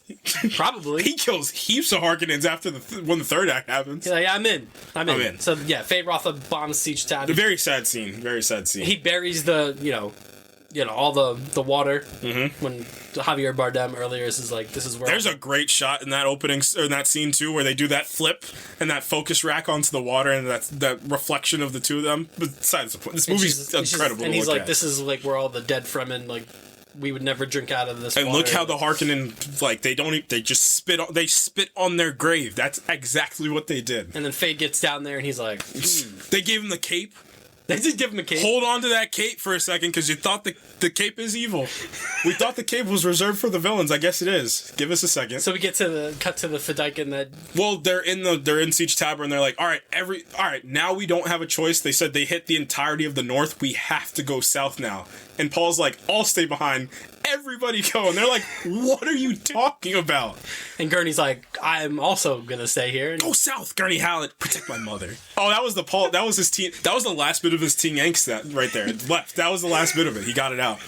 Go south, Gurney Hallett. That's an order. Protect my mother. And Gurney's like, my lord. Sorry. Sorry for speaking, my lord. And then the other... But I just want my lick back. Yeah, the other Fremen woman's just like, you have to go with us. He said, please don't make me go there. And then another beautiful scene with Paul. And he said, I'll go down this. I'll go down south because my hot girlfriend told me to. I'll go. Don't worry. I'll go. But I'll do what has to be done. And Chani's like, what do you mean by that? And then Fade gets down there and he comes across Chani's friend and they're like, she's not talking. Well, they did the spy inverse from the movie. I love Tenet. They did the spy inverse from the first movie, where it's just like they left the one spy, and she's like, and he's not. I already know what I need to know. Dude, it's time to have some fun. Dude, he's a psycho. He would have loved. He picks up the flamethrower, and you're like, he should have been in a Joel Schumacher movie. You're like, ooh. Because he picks up that flamethrower, and the flamethrower like fries her. Like, oh no! I'm glad they didn't show that, because that would have been rough. Because they were showing. There was parts of this movie where I was surprised they didn't get the R rating. I was genuinely surprised. Because that flamethrower whizzed up, and I'm like, ooh. Uh-oh. But they cut away. Well, we can assume what happened to her. We're gonna have tryouts. Oh no, she's a Harkonnen now. So Paul goes south, and he's like, I'm here. They're all, like, the entirety of the South go... How many people do you think they can fit on a sandworm? A lot. Maybe, like a couple hundred on one worm. Yeah, at least. And there was, like, 20 worms flying down there. So he gets there, and the big worm... He banks a left, he's like... The big worm explodes behind him. The worm doesn't explode. Not yet. So he gets to the place with the woman. And he's like, hello? I love the way they structure that scene where she's sitting down, and she's, like, draped in, like, the thing. She's just like... You shouldn't be there straight. She does the Danny LaRusso, live or die, man. It's like, I should be honored. She's like, you're him from your mother's talking. Oh, that's who she was talking about. No.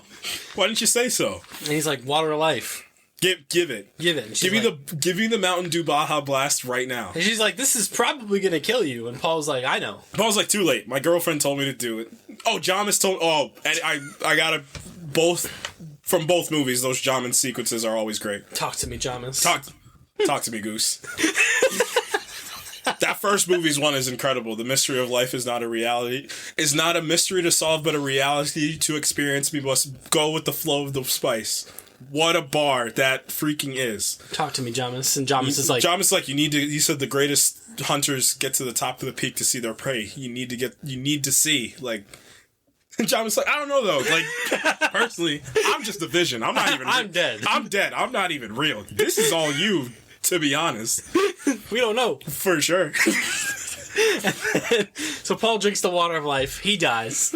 Yeah, he does die. And you remember when he was just like, I'll love you for as long as I breathe? He did stop breathing, technically. So she runs in because she hears when that this happened. She's like, he's been down here for 5 minutes and he's dead. How did this happen? And she looks at Jessica and she's like, you did this. Dude, I hate my boyfriend's mom. She stinks. You did this to your own son. And Jessica's like, oh, that little, like, she looked at her as like, stop being so naive. You know it has to happen. You know, what's your Fremen name? Sihaya. You know what you need to do. And Jessica's like, prophecy. Yeah. Am I right? She's like, you do it. And then just like, do it with the voice. And I'm like, oh, I'll do it if she doesn't, personally. So yeah, she something about the tear of the desert spring. We'll bring the Mahdi back to life. And it does. And everybody's like, oh no. And then it happens. Everybody's like, oh, shoot. But when Paul wakes up, he's different. While he's asleep is when he talks to his sister. All right, so he dies, and then all the Bene Gesserit are like the Kwisatz. I love the way they do it. They do those little. I wonder if they did like LED panels. Those little flashes of all the Bene Gesserit. Paul Atreides must die. So he said finally the Kwisatz Haderach is here. He's here. So he's just he's him, and he said now you get to see. Now you get to see. now you get to see. Now you get the spoilers. Now you get the spoilers. So we see this person who we think is Paul walking on the dune, and then they get down and we see waves crash. Come on. So we see them walking on, and then they walk down, and then we hear a voice. Paul, my brother, you're cool. I know that baby ain't talking. Yeah, I know that baby ain't talking. And who is it? Spoiler alert! It's Anya Taylor-Joy from the pictures. You're Anya Taylor-Joy from The Last Night in Soho, aren't you? Completing the quadruple of the best looking family in the history of. Well, what did we say in 2021? Who should play Princess Irulan? This is for us. This was for us. We couldn't get her in as Princess Irulan, so she's going to be Aaliyah. And also a great get for the way that Messiah probably will turn out, and then Children of Doom subsequently after that. We're never doing Children of Doom. Oh, sure we are. Denis not doing it. Michael Bay will do Children of Doom. So she tells him, like, hey, you're all right, bro. Yeah, I love you. I know you don't know me yet. I know this is probably really confusing. Because you're dead, first of all. Yeah, you're just having visions. But guess what? No, I am dead. Guess what? We're Harkonnens. Paul's like, what? Okay, bye. Okay, bye. You won't see me for another couple months. How long has Jessica been pregnant for? Who knows? She's been pregnant for like 20 years. Like, she's been pregnant for like a solid 2 years. Guess what? We're Harkonnens. Paul wakes up and things are different. Remember when I talked about the villain cape? They gave Paul the black villain cape, and I was like, uh-oh. He wakes up and is immediately different. He's like, well, obviously, like, Jessica did the same thing. Like, his face was, like, flushed out of, like, any saturation. Like, he was just, like, sitting there. There's a little bit of Paul there. Yeah. He wakes up, and she's like, you're back. And he's like, because of you. Because of the water of life. It showed me the way. I am still Paul Atreides, human person. Mm-hmm. And Chani's like, what does that mean? Kind of. not as much as I Cut to, like, the empty chamber, and Paul's just sitting there, like, He's sitting there in front of the water. Pondering. Yeah, he's just like... His mom walks in and he's like, you. But he's all calm. He's like very calm. He's scary calm. He's just sitting there. He's like, huh. That's that piece at the very end when Chani walks out, when he like rises up into frame. I'm like, I saw it and I looked at my brother and I was like, uh-oh, it's happening. So he's sitting there. She walks in and he goes, huh. And Jessica says, double huh. Double huh. I see possible futures. And he's doing this, yeah, which all crazy people do? Yeah, the hand movement very slowly. He's like, I see a way, a very narrow way through. Which in the trailer is a bit cumbersome of a line, but here, now I get it. And I'm like, oh, this guy's doing the crazy person thing that all crazy people do with their hands. Right. When they can see the future. He's like bending time. He's just looking through. And he's just like, I saw our bloodline scattered across time. Which is a bar, by the way. That's a bar. And, you see this baby laying in, like, black robes, and then, dun, dun, dun. Baron Harkonnen just floats over, and you're like, oh, no, that's Jessica, isn't it? And you find out the big secret, that Paul's the grandson of Vladimir Harkonnen. We're Harkonnens, Mom. Now I gotta talk like this for the rest of the movie. And he's like, how long did you know? And she's like, I didn't know until I drank the water. I drank the worm's poison. The worm's poison, eh? Bene Gesserit transmutation is something they can do. And then we get into Ba-na-na, bum, bum, bum. He said that's how we win this war, is by being Harkonnens. And then and then this movie turns in. See, the movie starts as a movie, and then it turns into a film, and then it turns into the pictures. And this is when the movie turns into the pictures. So Shift into turbo. Exactly. This movie kicks it into, like, you know, Dom Toretto on, like, the last 60 of the 100? Like, really kicks that sucker into gear. So, Paul, what is Greg Fraser cooking? They do that wide when Paul's walking through all of them, and this is where those IMAX cameras really play well. Mm-hmm. It's those closes on all their faces as he's walking through, and I'm like, woof. So all of them are because obviously, like, even for the non-believers, like, I hate to say it, but the prophecy did come true.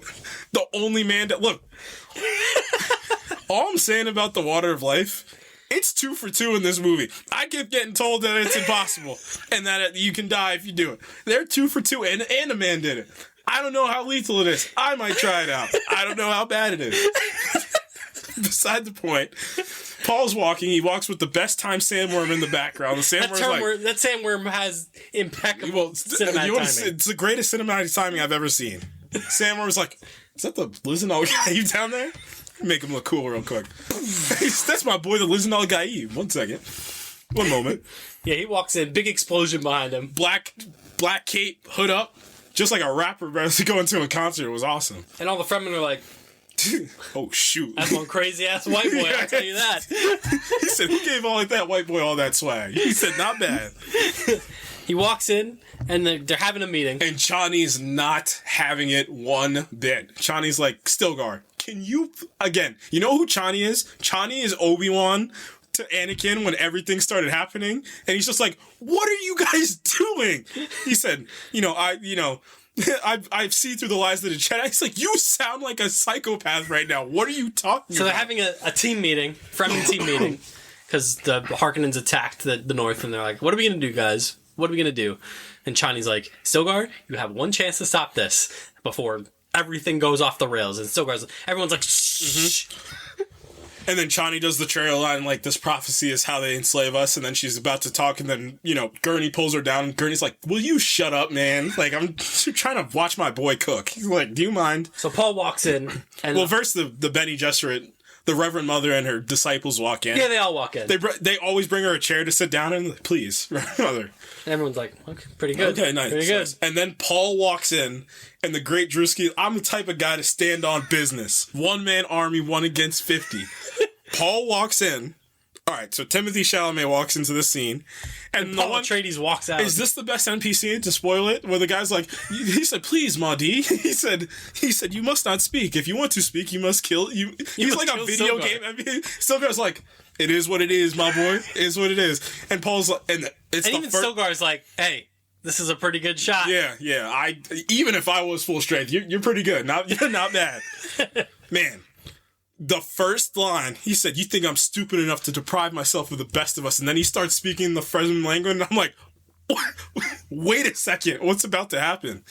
And he tells him, and then Stilgar's just like, "Please, it's the only way. I'm pointing the way." And I was like, all right, this is the cinema that's about to ensure. That's when I was in my chair, and I got up, and I pulled out another chair, and sat in it.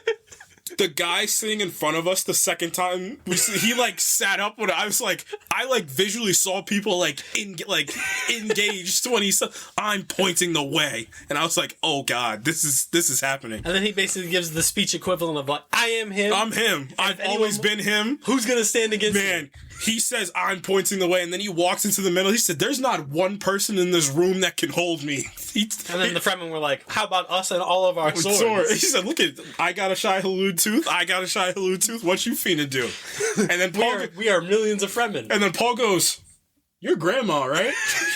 Remember that one time she got hit in the face with the rock? He's like, he did the one guy. He's just like, "Bro, how you know that, bro? Is you the police?" When he said that, the one Fremen was like, "Is he looking at me?" Everyone else behind them just kind of like, whoa! everyone else slid out of the way. Who said this movie wasn't funny? This movie's hilarious. Everyone slid out of the way, and they were like, hold on. Yeah, he said, wait a minute. He said, remember? He got in trouble. He said, you remember? You remember when they talked about this world? Do I remember what? When they talked about this world, when it had a Fremen name? Dune. That's the name of the movie. And then, dude, I wish I can recite what he was saying in Fremen because it sounds so bad, It sounds so cool. But when he walks back to the other priest and he's just like, you wait, in your dreams you give water to the dying and it brings you joy. And he's like, oh shoot, that is the listen. Okay, my fault. My bad. He's like, I'm tired of being humble. Even Jessica's like slowed down. He's just like, there's not one person in this room that can check me. That must have felt like when Jordan was at his best. I'm tired of being humble. I'm tired of being humble. I'm him. I'm sick and tired of not believing on the Listen Al Gaid. You know what? I am actually. Man, that bar he gave where he's just like, you said your reverend mothers told you about my coming, and guess what? I'm here. I am the Dune Messiah. I am the Dune Messiah. Whoa. And then Denis was like, slow down. So yeah, Paul was like, you know what? Dude, that face that Stilgar gives when he's like, I'm pointing the way. Stilgar's like, oh, he said, oh, my fault. And Paul's like, actually, what if we did kill everybody? Mm-hmm. And everyone's like, yeah, I like that plan. And Chani's like, no, my boyfriend's evil. I'm not a fan. And Gurney's like, oh, hear him out. Yeah, Gurney's like, I don't know about all this Fremen business, but I'm gonna get my lick back for my family. I personally like that. I'm in. And then Paul sends a message to the Emperor. Mm-hmm.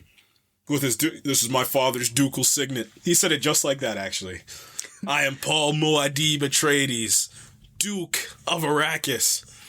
He said, he talked about the hand of God and, how the Listen Al Gaid will point the way. He said, well, what would you do, Usul? What you gonna do, Oos? He said, what are you gonna give us, Oos? Green paradise, my boy. He said, oh, shoot. I'm in. Listen Al Gaib. Good stuff. Really good. It's crazy to say that that's the best scene in the movie, but it's the biggest gripper scene of the movie. It's truthfully incredible. It is the best scene that Timothée Chalamet has ever had in his illustrious career at being 28. He just turned whatever. The hand of God be my witness. I am the voice from the outer world. I will lead you to paradise.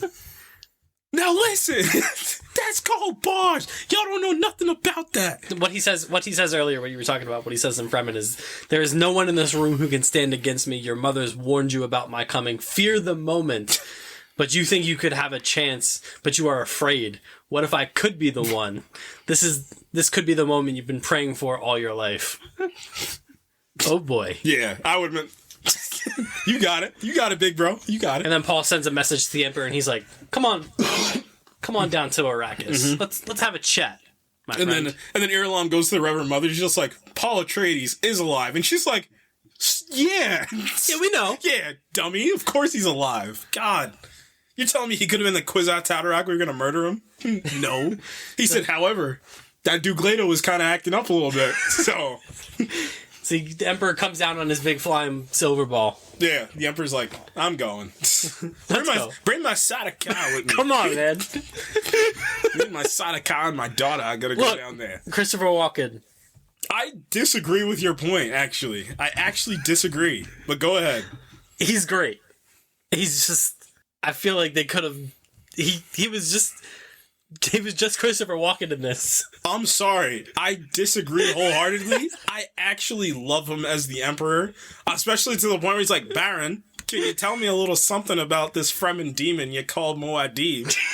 And he's just like, he's a fanatic. He doesn't know anything. He's just, more, give me more. I need more information. More.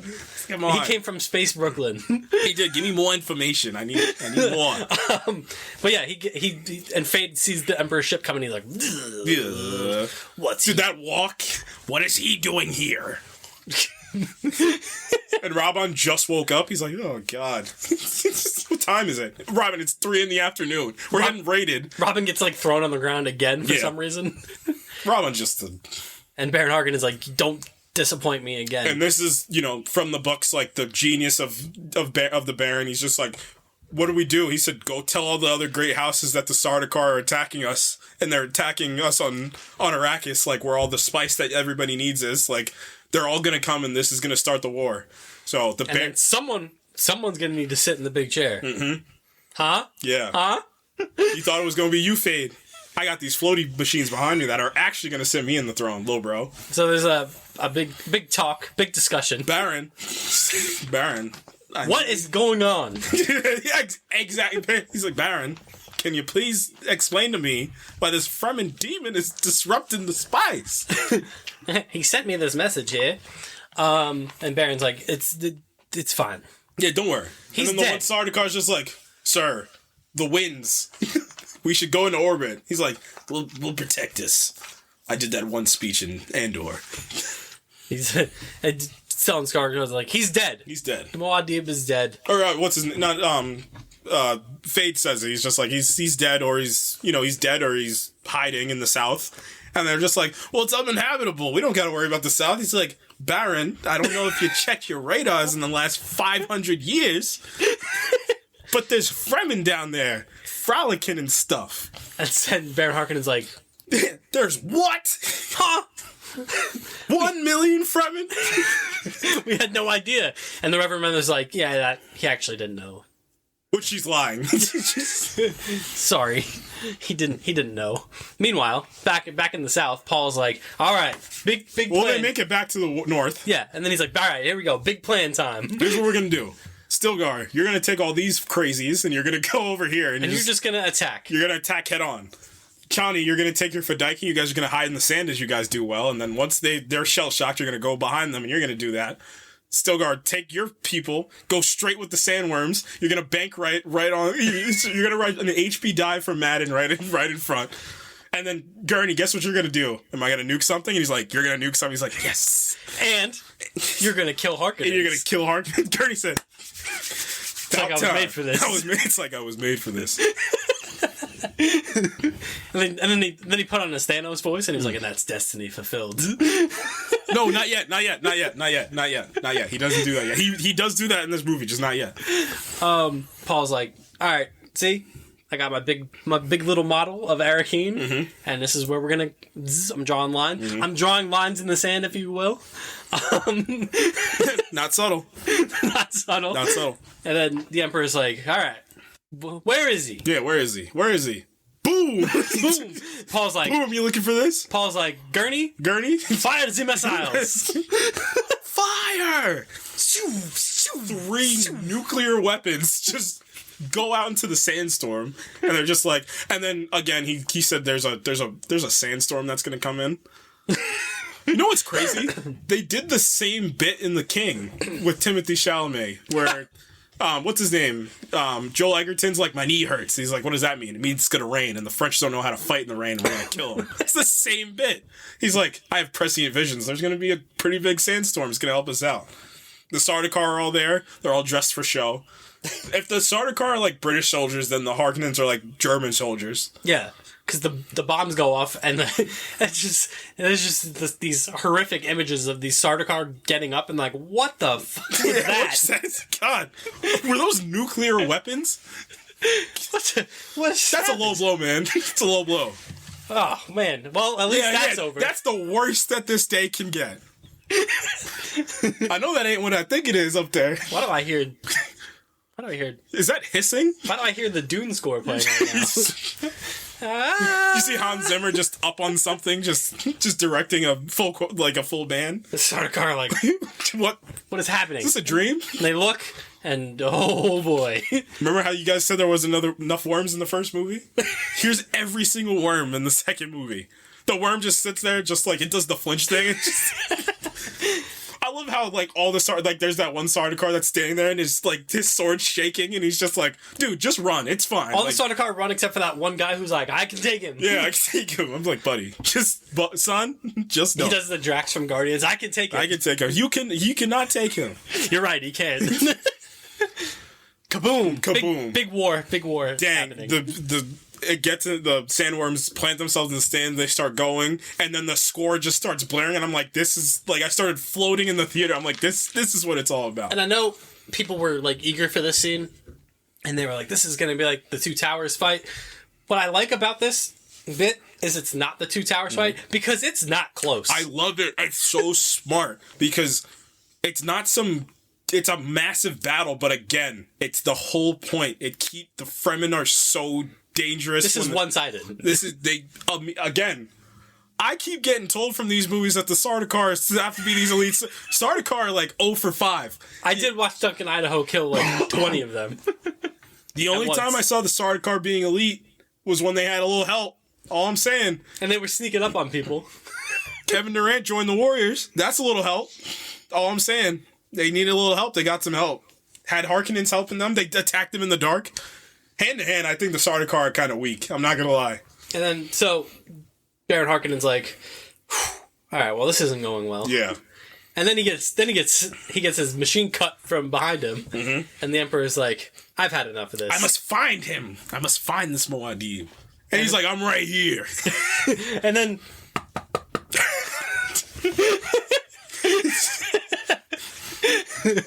Somebody knock on the front door? Oh no, it's the Fremen demons. So the Fremen waltz in. Yeah, the Sardaukar are like, alright, we got this. Immediately packed up. Well, they don't even fight. No, they just get exploded. They keep doing that in every movie and it never works. They keep doing the overhead, like, and then they yell it, Sardaukar! And then while all this is happening, Baron Harkonnen is looking at the throne. It's the best bit in this movie. He's looking at the throne, he's like, technically speaking, if I sit on the throne, I'm the Emperor, right? Right, guys? I love Fade too, because Fade looks at Baron, or he looks at Raban, and then Raban just runs out. He's like, "Go take care of whatever's outside. I don't care about you." And Fade looks at Fade's just like pacing back and forth, like, who am I gonna have to kill? Fight. Just want to kill. He's somebody. like the Joey said. I just want to hurt you. And then walks in. Dog. He's got the full mask on, the full hood on. And I'm talking like stand-on business walk in. He walked right in front of the blades of the Sardaukar, and you could tell the Sardaukar like, oh shoot, that's him. He just walks in. He goes up to the Baron, kills the Baron. You gotta find me that line. Then he tells the Baron, whatever line he tells him, you died like an animal, grandfather. And he's like, oh shoot, he knows. Kills him. Looks at the Emperor, he's like... This was for Oscar Isaac. This was for Oscar Isaac. How dare you kill Oscar Isaac? How dare... And then he walks up to the Emperor and Paul was like... Oh no. Oh, wait.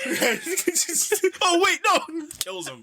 Wait, you're Paul Atreides? You're my grandson, Paul Atreides. You've been Paul Atreides this whole time?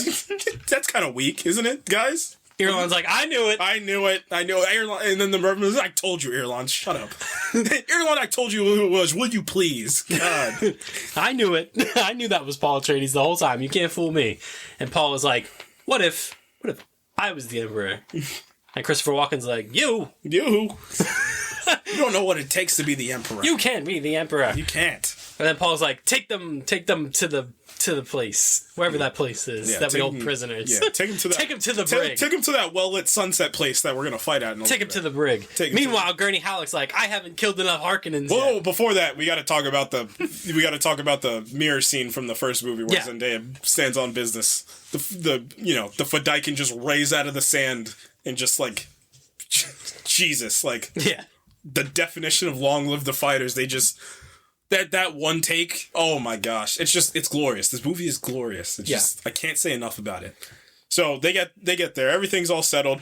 Oh, that sun rays on Arrakis after everything happens, everything settles, and like that little score piece plays, and I'm just like, wow, we did it. But at what cost? And then Gurney Halleck stands on his own business. And then it's such a great mirror from the first, like that horror that was you guys just want. You guys are doing this. Obviously, and again.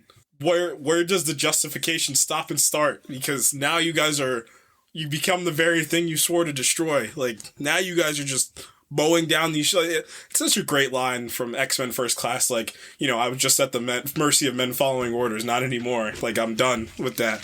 So, Gurney sees Robon. Robon! Look who's back from the dead. Very, very fast fight. Yeah, he gets his whip out. Yeah. Blocks the whip. That's like his ultimate, and he blocked the ultimate. He's like, ah! Uh-oh. This is for my Duke. For my friends. For my Duke. And that was pretty good. And my friends. Robon's dead. Robon's dead. Yeah, it had it coming. He did have it coming. Did have it coming. Robon, you won't be missed by any of your family because they're all dead personally, but they don't care anymore. Rats. So now we're debriefing. Now we're debriefing. And Paul's like, everybody's celebrating in the room. woo! We did it, guys. And then the gray houses arrive. They look in the sky. They do the grandma when you leave the house. They're like, ooh. Great houses are here. And Paul's like, Gurney, it's time. It's time. Bring in the prisoners. He's like, yes, my lord. And then the Emperor Christopher Walken walks in with the Christopher Walken walk. Shuffles in. Yeah. Moadib. You're not going to stand on this. You think the great houses are going to care? They don't care. He's like, you think the great houses are here for me? Maybe not. Maybe not. Paul's like, I think they'd be quite interested in my side of the story. If I am looking correctly out this window, I see a couple Sardaukar out there. They ain't supposed to be here. Remember that time the Sardaukar killed my entire family? I think the great houses might be interested in hearing that. Don't you think? Your daughter, though. He's like, what? Whoa, whoa. Whoa, whoa. Whoa. I didn't see you with your headdress on before. Who might you be? Who might this be? And Paul's like, all right, here's what's going to happen. I was going to murder you. But still on the table. Careful. Your daughter, though.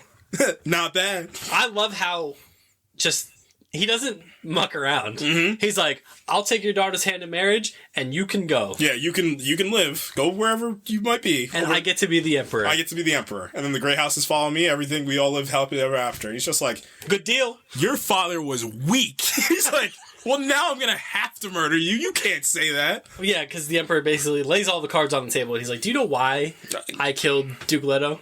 Even though he was like a son to me? Stop saying that. He was like I love this whole thing that's going around the internet that Leto was the most normal one out of the whole Atreides house. He's just that's why he's dead. He's just the most normal He just wanted to be a duke? He just wanted to be a pilot at the end of the day. He just wanted to be a guy that flies planes. He just so happened to be the duke. Because he led with his heart. Idiot. Stupid way. And Paul's like, well, good thing I'm not my father then. Mm-hmm. Choose your champion. Stand or choose your champion. I'm right here, Atreides. And I'm like, Fate Roth is like, finally. Fate Roth is like, finally I get to kill somebody. Jesus. I've been waiting to kill somebody since I was in that gladiator thing. The girl with the flamethrower doesn't count. Yeah. She didn't put up a fight. Yeah. That doesn't count. I've been waiting for this. And then Gurney Halleck's like, actually... let me do it. Let me put down this animal. And I'm not going to lie. Gurney, we love you, buddy. We love you. You would have been promptly packed out. I'm sorry, Gurney. We love you. You're getting a little old in your old age, Gurney. Don't stain your hands with the blood of this animal, he tells him. Stop using your Thanos lines on this, buddy. You're getting older. It's all right. Paul walks over to Chani and he gives her a little wink and a nod. Chani can't even stand the sight of him at this point. Like, he lost his way. He said, as long as you don't lose your way, he lost his way. He's like, I got this. Don't worry. Wink and a smile. And then we get he does the bit, the Duncan Idaho bit. May thy knife chip and shatter. And then Fate is like, that was, get a load. He looked at like the Imperial Court behind him and he's like, get a load of this guy. Like, and then he mocks him. He's like, may thy knife chip and shatter. Whatever that means. Stupid cousin. God. Oh, that's right. That's what Paul says. Yeah, he's like, happy to finally meet you, cousin. Is that right? Cousin. Neat. I've killed a couple cousins before. Almost killed Robin last week. You saw that? Killed my mom. I don't care. And then we just get a brilliant fight scene. In a movie that not as reliant on the score, but that uses the score so infinitely and so, freely. Yeah. The restraint you need to have to not let Hans Zimmer of all people not score this fight is just, and it makes the Kiss the Ring scene even sweeter when it gets there as a score piece. So, yeah. Drains all the music, hands. This fight is just, it's brilliant. It's really good. You can tell it's choreographed so well. It's brutal. Like, it actually is brutal. Like, a lot of times the fear you can get is it feels choreographed. Like, that little, they do the double, like, headbutt, and then, like, Fade does it back to him, and I'm like, oh, Jesus, like, this is real. And, you know, it also goes back to, like, you know, the Bene Gesserit are there, and the Reverend Mother says earlier to Irulan, like, or Irulan's like, what if Paul, like, does die? And Bene Gesserit are like, well, we have Fade Rotha. Like, That's the point. Like, they were supposed to be lovers, but they're actually got to fight to the death. We have other candidates. Like, it doesn't matter who wins here until it does matter. Yep. And the Reverend Mother finds that out the hard way after this fight. Consider what you're about to do, Paul Atreides. Silence. So we fight. They fight. Look. Paul I'm not gonna die. Fade was cooking a little bit. Fade had a little, is this your pet? Any special attention for the pets? And then Paul did the gaming guy in the gaming chair sitting up meme. Literally had a knife in his side, and he's just like... But Paul gets stabbed, and everyone in the room... is like, oh no. Even Jessica's like, wait, whoa. Shoot. That's not supposed to happen. Yeah, that's the Liz and Al Gaid. Isn't he supposed to be like knife proof or something? Hey. Even Stilgar's like, this guy a liar or something? Wait, did he just get stabbed? That's awesome. And then Paul looks down and he's like, no big deal. I'm fine. I'm good. Round 2, fight. So they keep going, and then he's doing the... Yep, Fade pushes the knife in Paul's like shoulder. Gets stabbed again.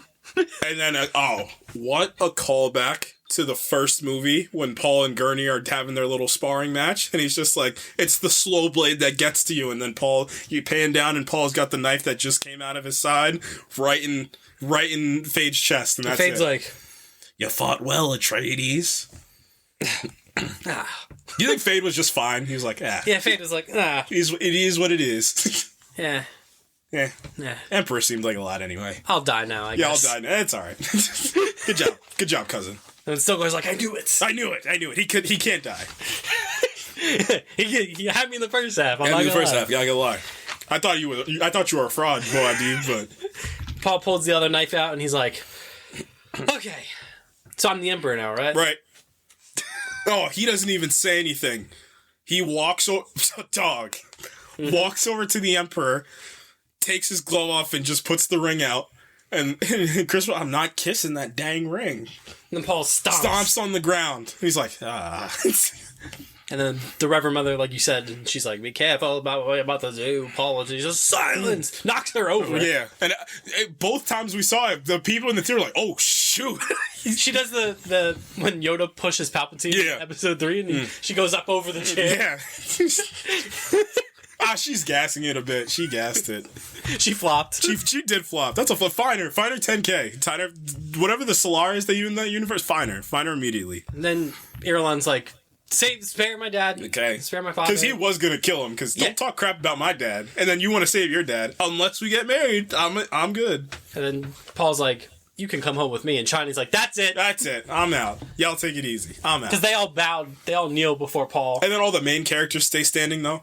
And then Chani's like, actually, I'm out. Yeah. See ya. I'm actually not Which in. is I'm that's just one of the through lines for Chani the whole movie. Anytime Chani's not feeling it, she's just out. And then see ya. And then we get reply from the Grand Houses, and Gurney's like, they don't recognize your ascendancy. They're basically telling you to go kick rocks. I believe the term from one of the Great Houses was get bent. Yeah. Which house? Who said it? We're going to their planet first. We're gonna murder all of them. And Stilgar's like, what would you have us do? And then Paul's like, bring them paradise. And Stilgar's like, yes. And there were some people that were like, oh, wow, I love this hero origin story. And then there was the people that know, they were like, this is not good. Stilgar's like, woo! Stilgar did a backflip. He's like, yeah, paradise. Let's go. This is the first time any of them have been off planet. They're like, where are we going, Caladan? Not Caladan, we like Caladan. Road trip. And then Anya Taylor-Joy's back. She's just like, Mom, what's going on? I personally can't see because I'm not born yet, but I can still talk to you. What's going on? It's like, your brother said the Great Houses are mid. And then Jessica and the Reverend Mother share a look. I love it. They do their Bene Gesserit. We can talk without talking. Jessica's like, you chose the wrong side. And then again, at the end of the day, and it's one of the best parts about the Bene Gesserit, she's like, side. There's no sides. If it's Paul, It is what it is. What it is what it is. We'll figure it out. We'll murder him in Dune Messiah. That's the plan. We'll have Irulan try to murder him. It's all right. Sorry, spoilers for Dune Messiah, but we'll have multiple people trying to murder him. It's all right. That's it. Bring them paradise. The movie ends with Zendaya just because it was in her contract. I need to be the last person to end both movies. sitting on the dune. She calls the worm. What? Little D, small D dune, not big D dune. She's sitting on the dune. She calls the sandworm. She's like, I'm out. My boyfriend made me upset. I'm gone. Think she's listening to Taylor Swift on the way back? I was getting the same song. I was gonna say the same thing. I knew it. I knew you were going there. You think that I know in Dune Messiah the whole thing is like Chani can't have kids. Do you think that they, when they had that scene after you rode the sandworm, you think that she's pregnant? I think that's what happened. I think that she's having the twins, and that's why that's not why she's gone. I don't think she knows yet, but I wouldn't be surprised if Paul's like, can somebody go get my girlfriend, please? I had a vision that I got twins, and one of them's James McAvoy. And curtain falls on just a masterpiece of a movie. What a picture! What really a good. picture! God in heaven, as Gurney Halleck once said. I can't even say any more. Like it's just one of those. It's one of those pictures where it's one of those all timers. Unfortunately, like those people that don't like to say those things when things come out, like when you see something, and I knew when I saw it, I was like. Yeah, same. I was like speechless walking out of the theater. Like you were trying to talk, I was like, nope, nope, not yet.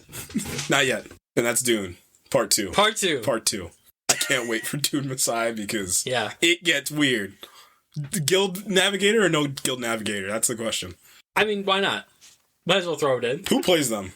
Barry Keoghan. Oh yeah. Paul Dano. Paul Dano is the Guild Navigator. Call Paul Dano if you need a creepy little weirdo. Who else could you have in there? What's the Talay Laksu? Who do you have play her? I mean, who do you have play her? I don't know. That's actually a good one. Maybe we do Stephen Yoon. Just kidding. We're just keeping the through line from last week. Stephen Yoon. Just put him in the universe. Find a way. Find a way. Get him in the universe. Yeah. Let's give out some awards. It's my favorite part of the show. We haven't done this in a while. I know. I don't have them up. So I have them. I always have them. You have to throw them at me. Don't worry. I always have it ready. We were the Dunes of us. Maybe I don't have it ready. Here it is. All right. Wow. Best cinema moment? I have a lot. We have a lot to give out. Oh, man. In a movie that's just loaded with cinema moments. For me, it's probably, I think it's Paul walking into the, whatever you would call that, sanctuary, temple, whatever that is, with the big sandworm behind him. Because that's the transformational moment when you're like, oh no, he's the villain. Actually, he's gonna murder heaps of people. It's the better version of Anakin walking to the temple of Coruscant. It's the same type of imagery, but just done better. Correct. Best character that doesn't need to be in this movie? Don't say the Emperor. Don't you dare do it. That doesn't need to be in this movie, huh? Probably the second Atreides soldier that Fade kills. Why not the first one? Because the first one you need him to establish you got to establish dominance. Out of the second one was just overkill. Second one you didn't need that guy. You could have gotten rid of that guy. I'll allow it. I'm not happy about it, but I guess I'll allow it. That's not a fun. Wait, what was your cinema moment? Oh yeah, my bad. I don't know why it keeps sticking in my head, but that slow-mo of Fade walking out of the arena when he's just silhouetted back in like the black and white, and then the arena doors close, and then like the da-na-na-na of the Harkonnen theme plays. It's absolutely like I thought about it when I was watching. I was like, this is like one of those villain reveals that like I'm just gonna say I'm not comparing it to the Joker's debut. That probably is the greatest villain debut of all time, but it was the feeling that I got of seeing him walk out of the stadium like, oh, they did it right. Like that's what I got it. Like they did it right. Yeah, totally. Best character that doesn't need to be in this movie. What's Chani's friend, the other Fadaikin. Oh, come on. I mean, let's be honest. Does the movie change if she's not in the movie? But I love her. Like, she's awesome in this movie. Yeah. I mean, the movie doesn't change, because you could have swapped out that scene with Fade with literally any other character. Sure. Jamis?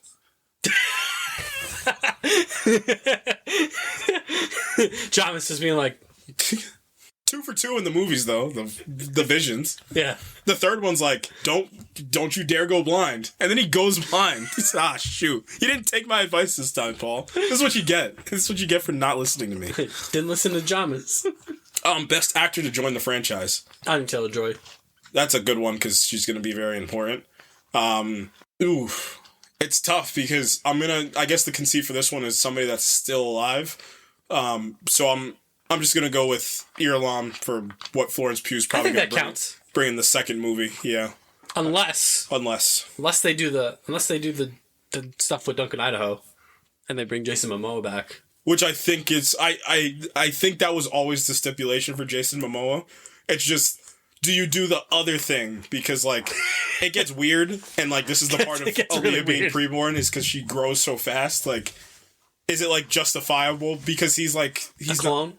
He's not. I mean, he's a clone, but he's grown from himself, because they take the body from Arakeen.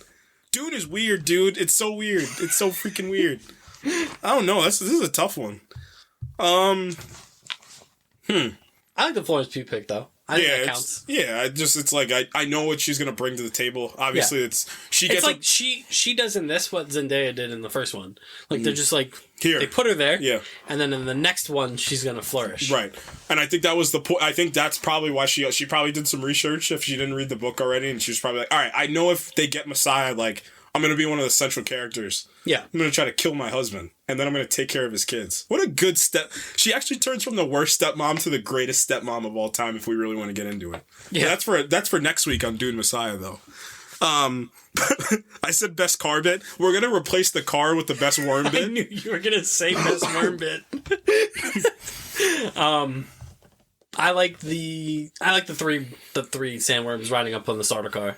It's so good. It's good stuff. Good stuff. I mean, the first ride. I mean, I'm gonna keep it simple. That the first ride that Paul has. It's seeing that in IMAX. Seeing that. Oh, it's incredible. It's just one of the best movie scenes that you'll see. It's top. It's the tops. It's best. It's best. Yeah. I have best family member because I'm assuming this had to have been from when we did Fast X. So I'm gonna replace best family member with best member of the Atreides. Can I still say Duke Leto even though he's dead? Sure. He propagated this whole thing. Fanatical legions worshipping at the shrine of my father's skull. A war in my name, Paul? Of all names specifically? I would have also stuck with Usul if that was my other choice, but... You want me to follow a brother named Paul? Paul Pierce. We're gonna follow Celtics legend, Paul Pierce. Am I gonna say Aaliyah for this one? Aaliyah kind of propagated most of the stuff that she was doing. Yo, sister talks to me. You said what? What was that? I'm actually going to go with that guy that fought Fade in the Coliseum. Oh, Landville? Yeah, Landville stood on business. Landville got yelled at by Duncan in the first movie, and like off screen, and then he just had to die in the second one. But he stood on business. I will say, again, the Atreides, some people think the Atreides fighters are as good as the Sardaukar fighters. They might have been right. I'm not gonna lie. He was holding his own. Favorite planet? Probably still Arrakis. It's good stuff. Arrakis is beautiful when the sun is low. They did the line in the second movie and it wasn't cheesy. Good stuff. Gady Prime, just because we only have two choices here. I mean, you could have taken the Imperial planet too. Imperial planet is kind of just like. Is Naboo? It like the country... Come on, man. I was going to say the countryside of London, but I guess it could be Naboo. It was giving Naboo vibes. It was giving Naboo. Yeah, just the filmmaking-wise, what they do is Gady Prime is awesome. Oh, it's unbelievable. There's no side missions in this movie. It's like Top Gun Maverick. This movie doesn't waste any time with subplots. Is the subplot Jessica spreading dangerous lies about her son? It's either that or it's the machinations of the Bene Gesserit are kind of like a long. That is a subplot-ish. Yep. Where they're just like walking on different planets. Little walk and talk. Yeah. Talking about their plans. They walk fast. You notice that? Like they move. They don't. They walk They fast. don't walk slow. Like they're like They're against the stereotype. They are like we gotta go. Like those types of characters always like have like the slow walk and talk, but like they're like they gotta move. Like, they're brisk. Yeah. I don't know how old Mohayim is, but she moves. She's pretty spry. She is. She's swift. Best side character. I'm gonna go with Leia Sedo's character, Margot. She rizzed up Fade and left. The Riz Lord. The Riz Lord. She rizzed Fade up. She just showed some shoulder and left. The Riz Lord. Talk about understanding the assignment when you walk in. Who's yours? I can't say Stilgar. Nah, he's too prominent. Too big, yeah. Is it Jamis? I love Jamis, man. He's so freaking good. He just shoots bars and leaves. Like he just gives like some all-time bars and leaves. I know he murdered his best friend. It was crazy. And then he just uses him for insight. Like the first time they weren't even best friends. No, I mean in his visions they were. That doesn't count. Does it not? He started a jihad based on his visions, and now it doesn't count. That's ridiculous. I'm assuming you know what's the best part about the second half of our Project Infinite Awards? It's all just stuff that we've kept adding and adding. So here I have Best Stance, which was definitely from Ghost of Tsushima. I'm gonna replace Best Stance with who has the best fighting style. The Sardaukar. No, they don't. They're mid. I'm kidding. They're weak. That's easy. This one's easy. It's the Fremen are just Lord. You're just chilling on like one little like plane of Arrakis, and then just 50 just Fremen demons raise up. I'm quite partial to Fade's controlled menace. Yeah, fighting style. He's like yelling at himself. He's a psycho. It's good stuff. Just hands low, just coming at you with just psychotic aggression, but also precision. Precision, yep. It's a good fighter, man. He's good. It's good stuff. Best boss fight. Fade Rautha? Fade Rautha. That is a boss fight, technically. What are like? I guess not boss fights, but what's like the big like fights in the movie? Like it's I guess if you had to segment it to like boss fights. The Ornithopter? The first Spice Harvester, the Fade, I guess Fade, like, it's like a perspective shit. It's like when you turn to Abby in The Last of Us, like, you know. The Venom thing? Yeah, right. You become Venom. Fade versus the 3 Atreides soldiers. It's good stuff. And then Fade himself is the final boss. Right. I guess the Fade fight. Keep it simple, the Fade fight. Best send-off, Zendaya. Yeah. Yeah. Or is it the Fremen going off into the sunset to commit to do a jihad? Raban?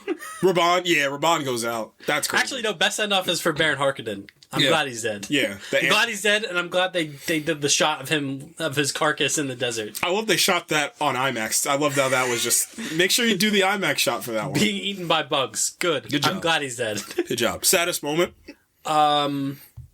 Saddest moment. Probably like the realization that like Paul is like he lost the plot. But he doesn't realize he lost the plot. But like if Paul from the beginning of the movie could see Paul at the end of the movie, like he did see Paul at the end of the movie. I know, but if he could actually see it, he did see it. No, these are the prescient visions. He did see it. He literally did the thing he said he was not going to do because his dead best friend told him to do it. They're not best friends. Yes, they are. That's his best guy. You think if Chani and Paul get married, he's gonna have Stilgar as his best man? No, he's gonna have Ghost Jamis as his best man. Ghost Jamis. And then Jamis is gonna say a cool line and leave. He's like a Force ghost at this point. And this is what Star Wars steals from Dune. Weird cultists of people, like the Bene Gesserit are just the Dathomir witches. There's fanatics that worship the Force. There's capes. Like, it's the same thing. Like, what was yours? Oh, my bad. It's the end when Chani rolls off and she's crying in the desert and she's like, wow, like, he told me, like, as long as he breathes it, like, as long as you don't lose he lost his way. And I guess that doubles down to your point, and just to singularize it onto a character, like, it's heartbreaking. Like, that love story is one of the most potent love stories I've seen on screen in a while because it ended in such heartbreak. I wonder how they're going to deal that, because I hope they don't lose that just to get Chani and him back together, obviously. And, you know, maybe they play that as less, like, you know, compromise of kids, and that's what leads into Children of Dune, that Michael Bay's going to direct. Or Roman Polanski. No, Roman Polanski. No, we can't. Roman Polanski should do God Emperor. No. All right, now we're getting to our main rewards. Best relationship. Nope. It's Paul and Stilgar. Don't care. Actually, don't care. Nah, Paul and Chani is just, you know. Leah and Jessica. Aaliyah and Jessica. No. I don't like it. I don't like that at all. Most underrated character.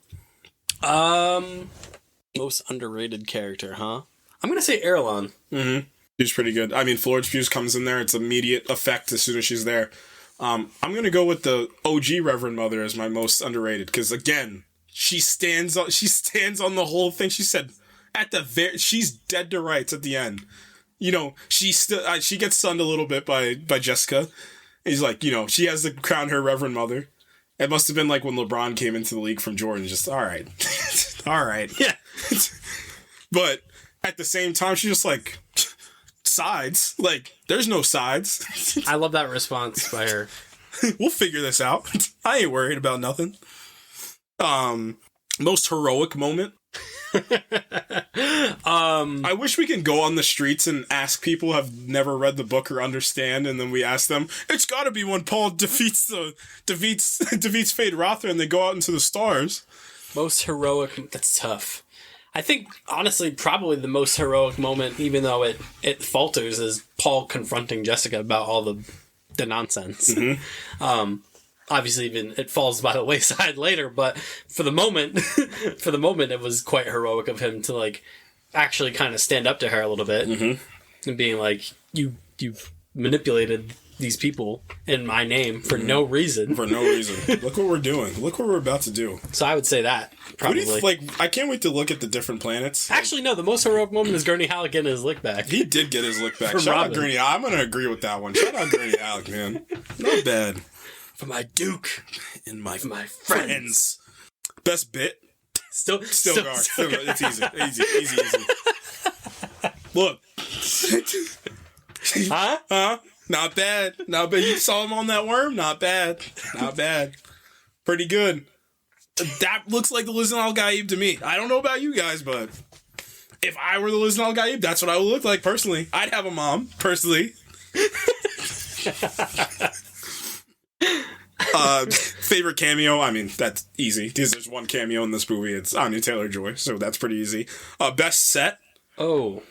The Gaiety Prime Arena? Yeah, it's good stuff. I quite like Siege Tabor as well, too. That's a pretty good set as well. It's so naturalistic, but I love the little injections of technology onto something that feels so ancient. Mm-hmm. I think that's a really good touch right there. Best 1v1, Fade versus Paul. Best heat check performance. I'm going Landville, actually, because Landville didn't immediately die. Yeah, that's a good choice. He was hitting them with those little, like, blocks when it was, like, that little wide shot, and I was like, all right. Hold on. Wait a second. He might be able to survive this. Best heat check. The Worm? The Worms. Not bad. That's a good one. I mean, it again, might be simple, but just Fade Rotha himself, Austin Butler, just came in there. Because he's not in it as much as he gets there like halfway through the movie. He's not in this movie for long. And he's, what does he get? Maybe 15 minutes of script. Like, he's not in this is a 2:45. Most of his 20 screen minutes. time is in the final fight. Yeah, final fight. He's just walking around. He's standing there menacingly. So Austin Butler for that one. Funniest moment. The Liznal Al Gaib would say they're not the Liznal Al Gaib. So personally, it has to be him, right? Best exposition dump, just whatever Princess Irulan. Whenever Irulan talks. Mm-hmm.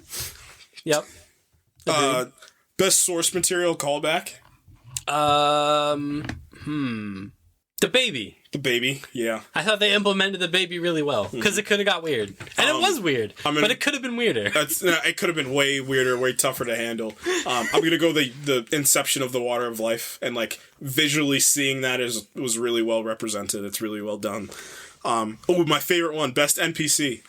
The bearded Fremen. Y'all, there's this one guy that's always with Stilgar, and he's got that. It's like that older guy with that the really white beard, and he's always staring at Paul. And he's like,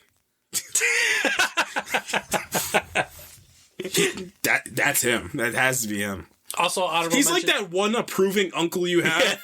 That's just always there. It's just like, you're going to be great one day. Like, that's exactly who he is. Also, honorable mention to the one starter car who thought he could fight the sandworm. Oh, yeah, that was funny. He was shaking up there, too. He's like, I can take him. No, you can't. No, you cannot. Best action sequence? I mean, it's easy to say the last fight, but I am going to go with the spice harvester raid. The first one is just immaculate. That one is the so ornithopter one. It feels so raw too, like that shot where they had that handheld shot where they're crawling under the spice harvester was so good. It's so tense. Good. It's tense. You feel every punch, every blow, every stab. Like Paul gets there, and like again, this is just how tight this action is in this movie. It's really great. Best song. Man, I love the score that plays. That's best song. There's only one song that they play in this movie. My steel suit is full of piss. It's the only song they play, and it's the best song. Now I'll give you best musical moment. When he rises to power, fully rises to power. I'll specifically give you the Kiss the Ring score piece from Hans Zimmer. It's that, or it's the, I'm actually going to find you the name, because it's when Chani and Paul start to fall in love. Mm-hmm. Specifically incredible. A time of quiet between the storms. Man, stop looking at me like that. I was in. They started walking on sand together. Now that's funny because the anthropologist in the books back home said you're wrong. Actually, you must be crazy. Best fight. Fade and Paul. I don't think it's close. I'm gonna go the Fedaykin rising out of the sand versus that one shot, and it's the mirror from Paul's vision in the first movie to Chani. Oh, yeah, she literally finishes the same way, like she finishes with that one knife cut right into the camera line, which is really good. Best line. The monologue, specifically the end of the monologue that he says in Fremen, which I think is I mean the sentence is your mother's warned you about my coming. like that's the one. I mean, man, it's simple for me. It's just I'm pointing. He says he said, Usul, this is the only way. I'm pointing the way.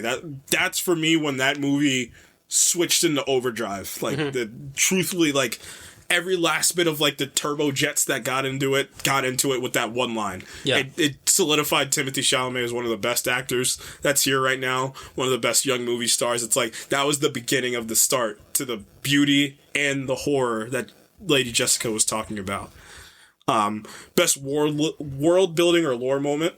The water of life. Don't know anything about that. Mm-hmm.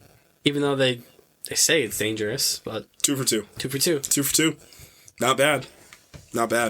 I guess it's the great houses themselves being present, especially because that's gonna be obviously prescient in the next movie. And I told you, there's an opening to this because obviously this third piece is gonna be a lot more of a talkie, in my opinion. It's gonna have to be. That's how it plays out because the second half, like the true grandiose nature of Dune, plays itself in the second half of the book. That's when it really starts to like pop off.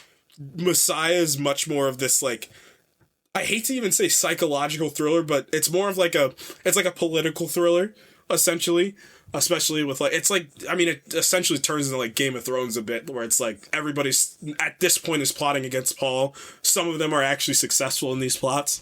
Like I said, it's just the pronouncing of the great houses are now here.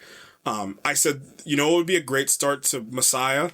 if they really just want to, if they want to do Messiah the same way they start The Dark Knight Rises, they do this huge action set piece. Imagine this. Pick one of the planets, one of the great houses. Oh, thank God the Sardaukar are here. The Sardaukar ships drop down, and these Fremen demons just start running out and just start murdering everybody on the planet. And they're like, oh, shoot. Like, we gotta go. That would be such a sick start of, like, you know, you just see, like, again, like, all these people, like, you know, whatever house you picked, they're like, we just got word, like, the Atreides are back. Like, they didn't die that night. Like, the Atreides are back. The Atreides are back. Uh-oh. We're so back. The emperor just succumbed to the Atreides. Like, he's Paul Atreides. You mean that kid, that little snot-nosed kid that was running around the one party the one time? He's the emperor now. And they're just like, okay. And they're like, the Sardaukar drop. They're like, thank God the Sardaukar are back. It must be lies. And then the Fremen just run out of all these ships, and they're just like, uh-oh, like, this isn't good. Favorite shot? Maybe this is probably the toughest favorite shot we've ever had. Man, I think I'm with you. Like, the beginning with the eclipses, for some reason, just sticks in my brain. Woof. And it's like, you know, did the same thing for me that when we saw Way of the Water, that first shot of the coast, and you're like, we're back. Oh boy, we're back. That's what the eclipses did for me. It was the same type of thing. Mm-hmm. This is just so hard, otherworldly tough. I love that wide that's also in the trailer of Paul and the tribal council, where all the lights shining through the seal or through the top, and it's just like that. What am I saying? It's that unbelievable wide of him just moving throughout all the Fremen, and and they're just at that point they're like, they're like, all right, he survived the water. That's a man, and he survived the water of life. He might be him. I can't deny it at this point. Just that leading up into the whole scene, just that shot really just dictated his power at this point. Like, he's like a god to them. He's just walking through them. Yeah. And our last two favorite character. Don't say Paul Atreides. He's the villain. Unfortunately, I'm sorry, everybody that didn't realize he can still be a good character though. That he's gonna murder everybody. Favorite character in this particular movie. I'm gonna say Chani. She's so good. She's so freaking good. Like I said, the beauty of her character is it's the subtlety with the unsubtlety. Like, she'll say what she's feeling, but all Zendaya's best work in this movie is when she's acting with her face and with her reactions and with her emotions. It's just it's unreal. I'm gonna say this is a tough one. I'm gonna go with Fade for this one. You want to talk about immediate presence? You get on a screen and you're just like, I'm here. Like, I'm here. I'm here to stay. And, you know, thinking bigger picture outside of this movie, like, Austin Butler is just like, I'm not even 30 yet. Look what I'm doing. Like, and he's done this in the last 3. Obviously, he had done, you know, Once Upon a Time. He had done in Hollywood. Like, he'd done these other things. But look what he's done in the last 5 years of his life. Yeah. Like, he's gonna be here for, like, I don't know if it was you or somebody else that, like, we're literally witnessing, like I'm not talking like a normal, like a high, like I'm one of the highest touted movie stars, like, as we're not gonna go far. You got us, Jonathan Majors, before. I ain't gonna go far.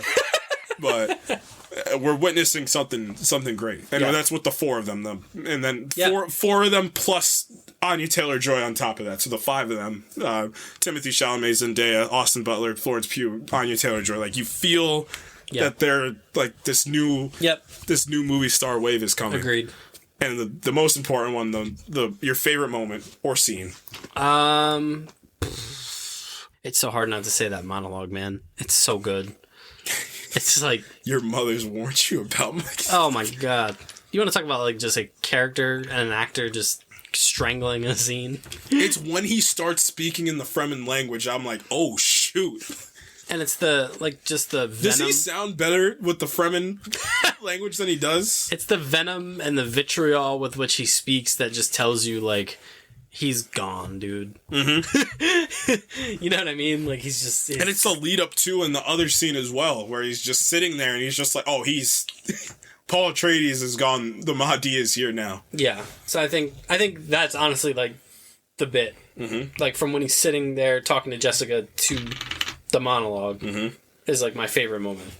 So, I mean, I can't not agree. And I told you, the first time we saw it, I told you, I'm like, can you believe that scene where he was in there and he started going, I got, like, chills each time I see this. I've seen this movie 4 times.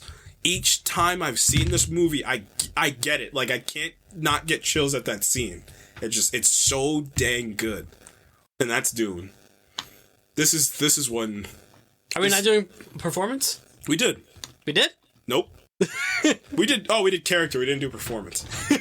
Performance is it's our end. It's our end bit. You want to say it on 3? We're going to say the actor's name? Are we going to say the same thing? I think so. 1, 2, 3, Rebecca Ferguson. I was going to say Timothy Chalamet. Chalamet. Only a rookie would call him Chalamet. I mean, you're right. You're also right. Like, Rebecca Ferguson is incredible in this. She's horrifying. Anytime she uses the voice, I'm like, I'm scared. That switch flips, man. For both of them. Yeah. When that switch flips. But, man, what he does, like, she does it from the first movie to this movie. Like, the switch flips. Like, from where she was in the first movie to where she was in this movie. It's heartbreaking. He does it within the confines of this movie. Mm-hmm. He doesn't... It's like as soon as he takes the water of life, he's like... He wakes up a different person. Mm-hmm. And he's gone... And that's the true... It's sad. He's gone. Like, the genuine Paul... She's like, he's genuine. Like, he's gone. Like, that person's gonna be forever gone. And, like, again, and you know what's crazy? Even before he takes the water of life, he's like... when I go down there, I'll do what must be done. And, like, Chani, like, backs away from him, and she's like, what do you mean? Like, you'll, like... Because he's kind of resigned to it. Mm-hmm, he's like... He knows where it's going to go. And even to go further, when he gets there, there's no hesitation in the water. Like, he's... Okay, I'm here. And that's the thing, like, it's not all of that stuff that transformed him. No. He made the choice. And knowing what was going to happen. He would have killed the Baron, regardless of the water of life or not, he would have killed the Baron. And you know, this also, again, he mixed the Fremen fighting style with the Atreides fighting style, so he already himself was one of the most formidable fighters in the entire Imperium himself. Like, you're getting trained by Duncan Idaho and Gurney Halleck on top of Stilgard and the Fedaykin. Like, I don't want to see you I don't care who you are. Like, so yeah, I mean, that's the thing I think some people might get confused on. It's not the water of life. It's not all of that stuff that transformed him. He made a choice to resign to his fate. Mm-hmm. And when he did that, that's when he changed. His dead best friend made him resign to the fate. You didn't watch the movie. But that, in a nutshell, is Dune Part 2. That is when this world had another name. Dune. And this is Dune Part 2, as I call it. Incredible movie. I'm glad that it's getting the commercial success and, like, kind of, like, spotlight that it deserves, like, in the mainstream. Like, obviously that's not the most important thing in the world. Like, we had that talk when we talked about Avatar. Like, people are like, it doesn't have any, like, rewatchability or like, there's no memes about Avatar. You know what I mean?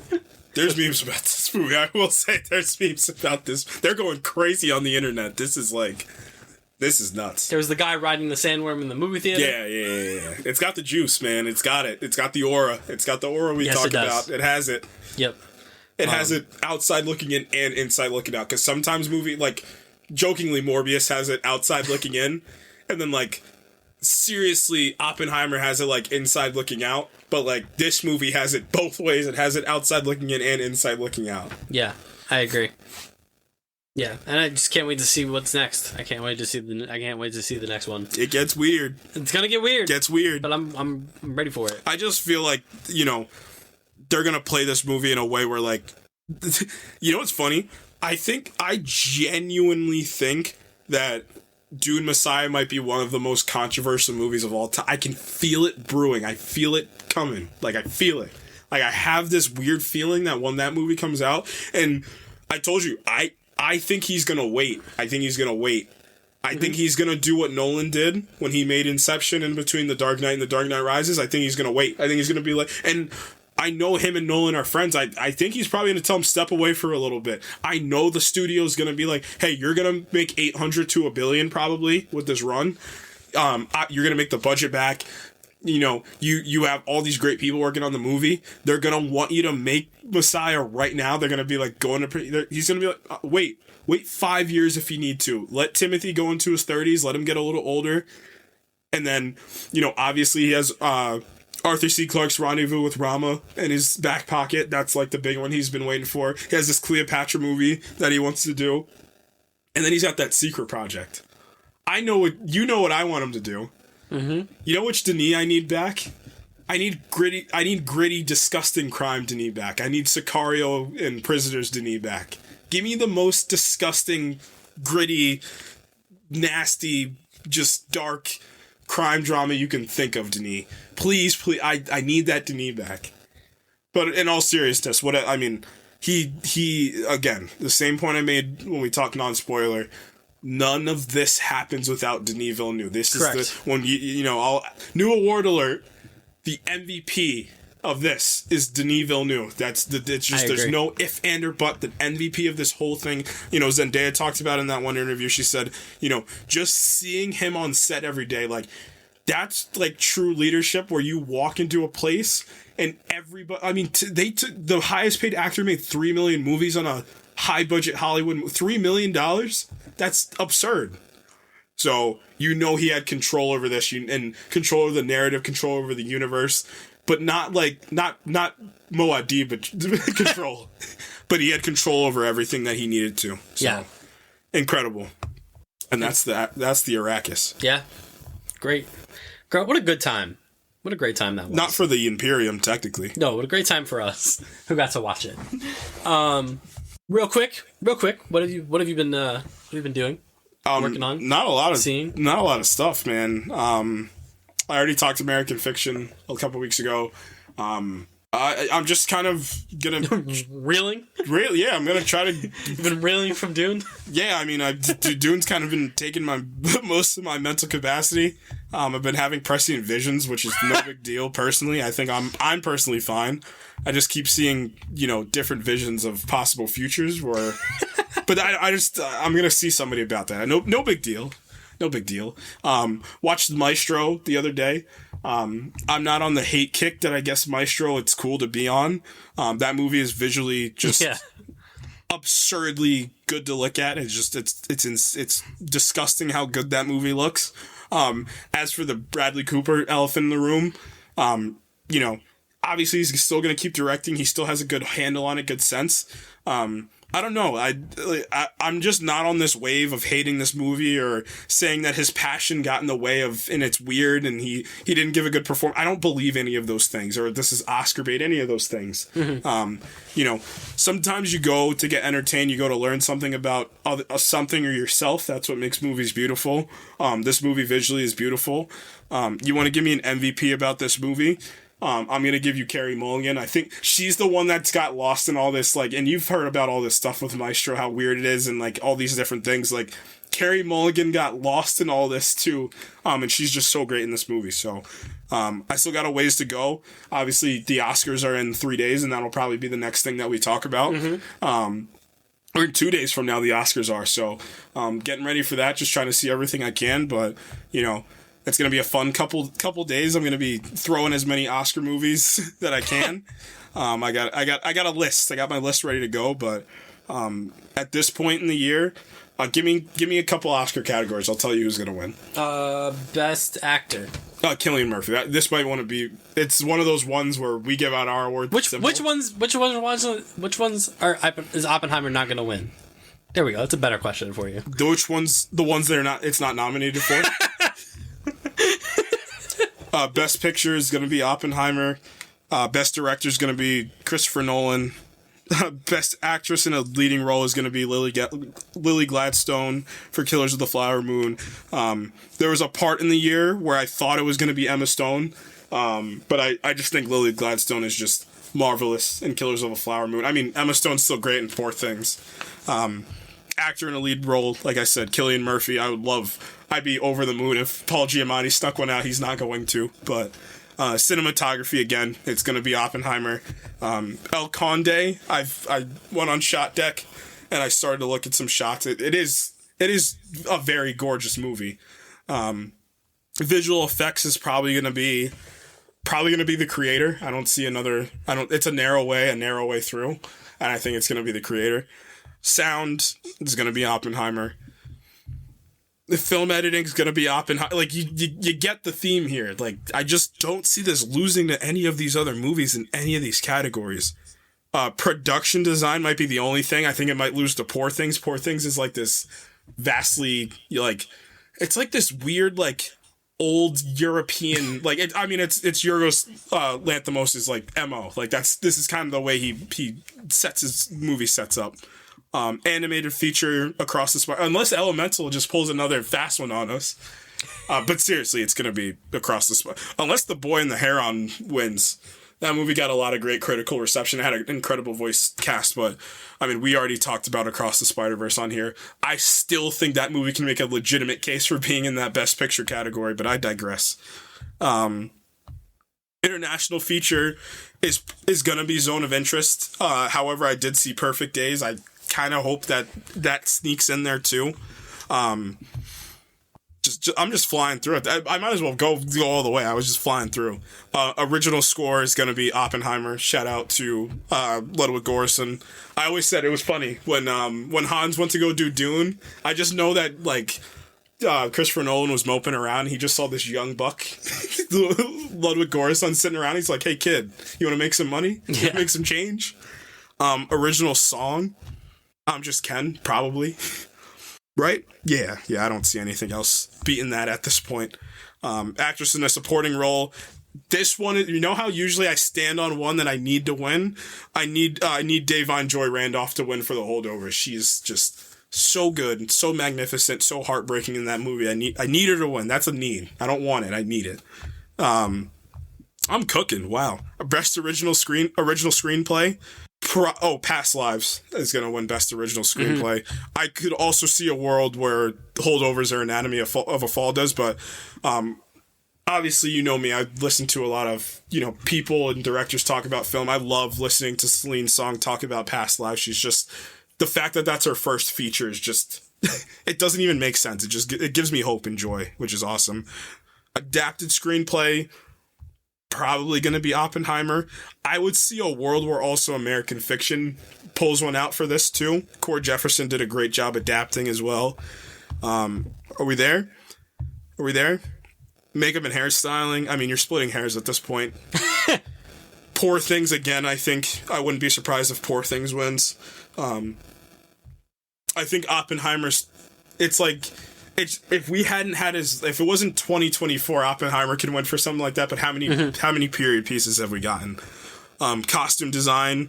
Do you give a bone to Barbie for costume design? I would. It's probably going to go to Poor Things, but do you give a bone to? So I guess in the costume design, the production design, maybe Oppenheimer doesn't win for those because it's not creative enough, which it's not a good argument to use, but it's just. Poor Things also came out. Mm-hmm. And then actor in a supporting role, Robert. This is what excuse me.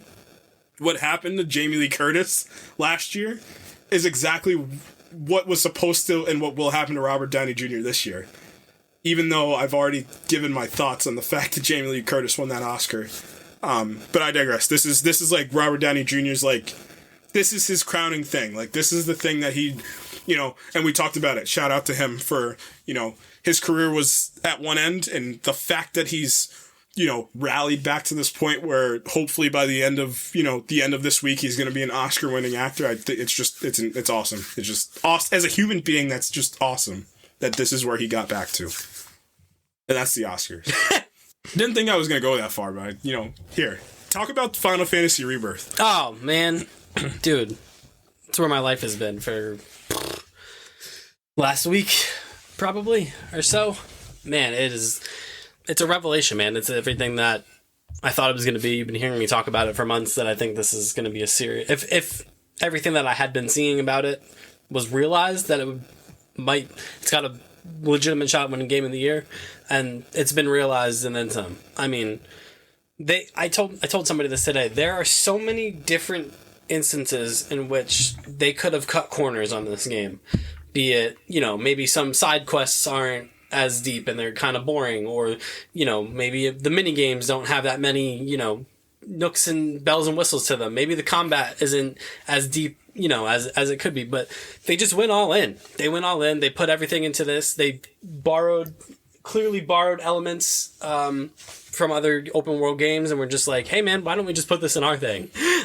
Whether it's traversal of, Uncharted or Ghost of Tsushima, or resource management of Horizon, or like a crafting system a la, Last of Us. They were just like, let's just take all these things and put it in our thing. The visuals are second to none. I mean, you can look out into these landscapes and just see everything. The traversal is tremendous and varied. The characters are wonderful. The story is engaging. I mean, they knocked it out of the park, as all great sequels need to, and it just makes me wonder how they could possibly top it for a third game. I'm roughly I've put in about 50 hours. I'm roughly halfway through the game, according to PlayStation. PlayStation told me I'm like 52% done with the main story, and it's how like open world games, and you think about like a Ghost of Tsushima, like you feel the need to kind of check these boxes as far as like the side content. Like, I kind of have to go here. With Rebirth, it's different. With Rebirth, like, I'm just finding myself stumbling across these things and like accidentally completing regions. I'm like, I'm doing things, I find another thing, and I follow that pathway, and I do the thing. And then before I know it, it's like, you 100% of this region. I'm like, I wasn't even trying to do it. And I'm just engaged. Everything is engaging. And then the story that, all the little changes they've made from the original story have all worked. All the sequel-y bait stuff that they kind of introduced in the last game, is very interesting. The game literally opens in a way that no one would ever expect it to open. Like, it opens, when they talk about like the sequel stuff, like it opens kind of like addressing that element is kind of what I'll say to it. And yeah, it doesn't feel like I've put in nearly as much time as I have. Every time I sit down and play it, like, things pass. Time passes, and I can't say enough about the cast. The cast, everyone is so much better this time around. They were already all great in Remake, but in this, you really feel that camaraderie, and it really feels like a group that's kind of journeying together. Like, they bicker back and forth, I love what they did with the side quest. Like, every side quest puts you with a specific character that kind of side quest is attached to, and it brings more out of them. Like, all the side characters from Remake come back in some form or fashion in this to like kind of be part of the side quest. It's just, I can't say enough about it. Like, like Dragon's Dogma 2 is shaping up to be like a competitor as far as like Game of the Year, but this is everything you can want from a game like this. And I'm looking forward to finishing it. Hopefully, maybe I could finish it by next week. We'll see. And that's the gaming. But that's it, man. That's going to do it for us this week. You can follow us on Twitter at @ProjectINF_pod. You can follow us on Facebook. You can follow us on Instagram at the Project Infinite Pod. Next week, I guess we're going to talk about the Oscars next week. Mm-hmm. It's our annual Oscars episode. Listen, we're 2 for 2 on these Oscars. We are 2 for 2. So, I'm looking forward to that. If I could, in closing, I would definitely recommend going and seeing Dune Part 2 if you haven't. It was alright. I would check that out. Check out the first one. Check out the first one on HBO Max. Please. Please watch that first one, because, I went back and watched the first one after I saw the second one. I was like, this movie is just still incredible. It's still so good, that first one. Go watch the first one. There's even small tender bits in the first one that I'm like, I didn't miss from the second one, but I was so appreciative in the first one too, because it's just the release of the second one makes it even sweeter. So. Yeah, and that's gonna do it for us. From me, you careful. You gotta be real careful, because if you call me Jamis, then ooh. From the If you call me Paul, then I'm a mass murderer. from the Stilgar of the podcast. I'm not that much of maybe I do gas stuff up a little bit. I just spent 10 minutes talking about the Oscars. Yeah, we will. We'll see you next week for the Oscars. It'll be a fun time. All right, goodbye. Bring them paradise. No, Oh, don't do that. I can't turn into the villain. I do see a way, a very narrow way through. We're out of here. Where did he get the cape? You see that black cape he got? Yeah, Who, like, was that, like, pressed and laid out for him? Like, yeah. when They made it for him. Who- Stilgar made it for him. No. Because Stilgar thinks he's the hero. Like, who actually... Did the Benny Gesserit make him that cape and left it there? They left. No, they just left Oh, it was like in like a thing, and it Yeah. said like when he takes the water of life, give him the black cape, Yeah. give him the villain cape. Because like he pulled up with the cape, and like you looked at me in the theater, was like, oh no, he has the black cape from villainy. Yeah. Oh no. Oh man. All right. For real though. I'll see you on Arrakis, my boy. Oh, he did it again. For my Duke. Friends. That's how I find it. That's how I find the Brolin voice. Duke. I'm gonna start saying that all the time. Also, read Dune Exposures from Josh Brolin and Greg Fraser. Yeah. It's so good. I just read the whole thing. I put on the score for the movie, read the whole thing. It's still images that Greg Fraser was taking around, and it's poetry and, little shorts from Josh Brolin. Good stuff. Shameless plug, but go on Amazon, go buy it. It's really good. Really worth it. All right. Thanks. Goodbye. Peace. I didn't want to say it. I wanted to say something Dune related. You did already. It's We're fine. out.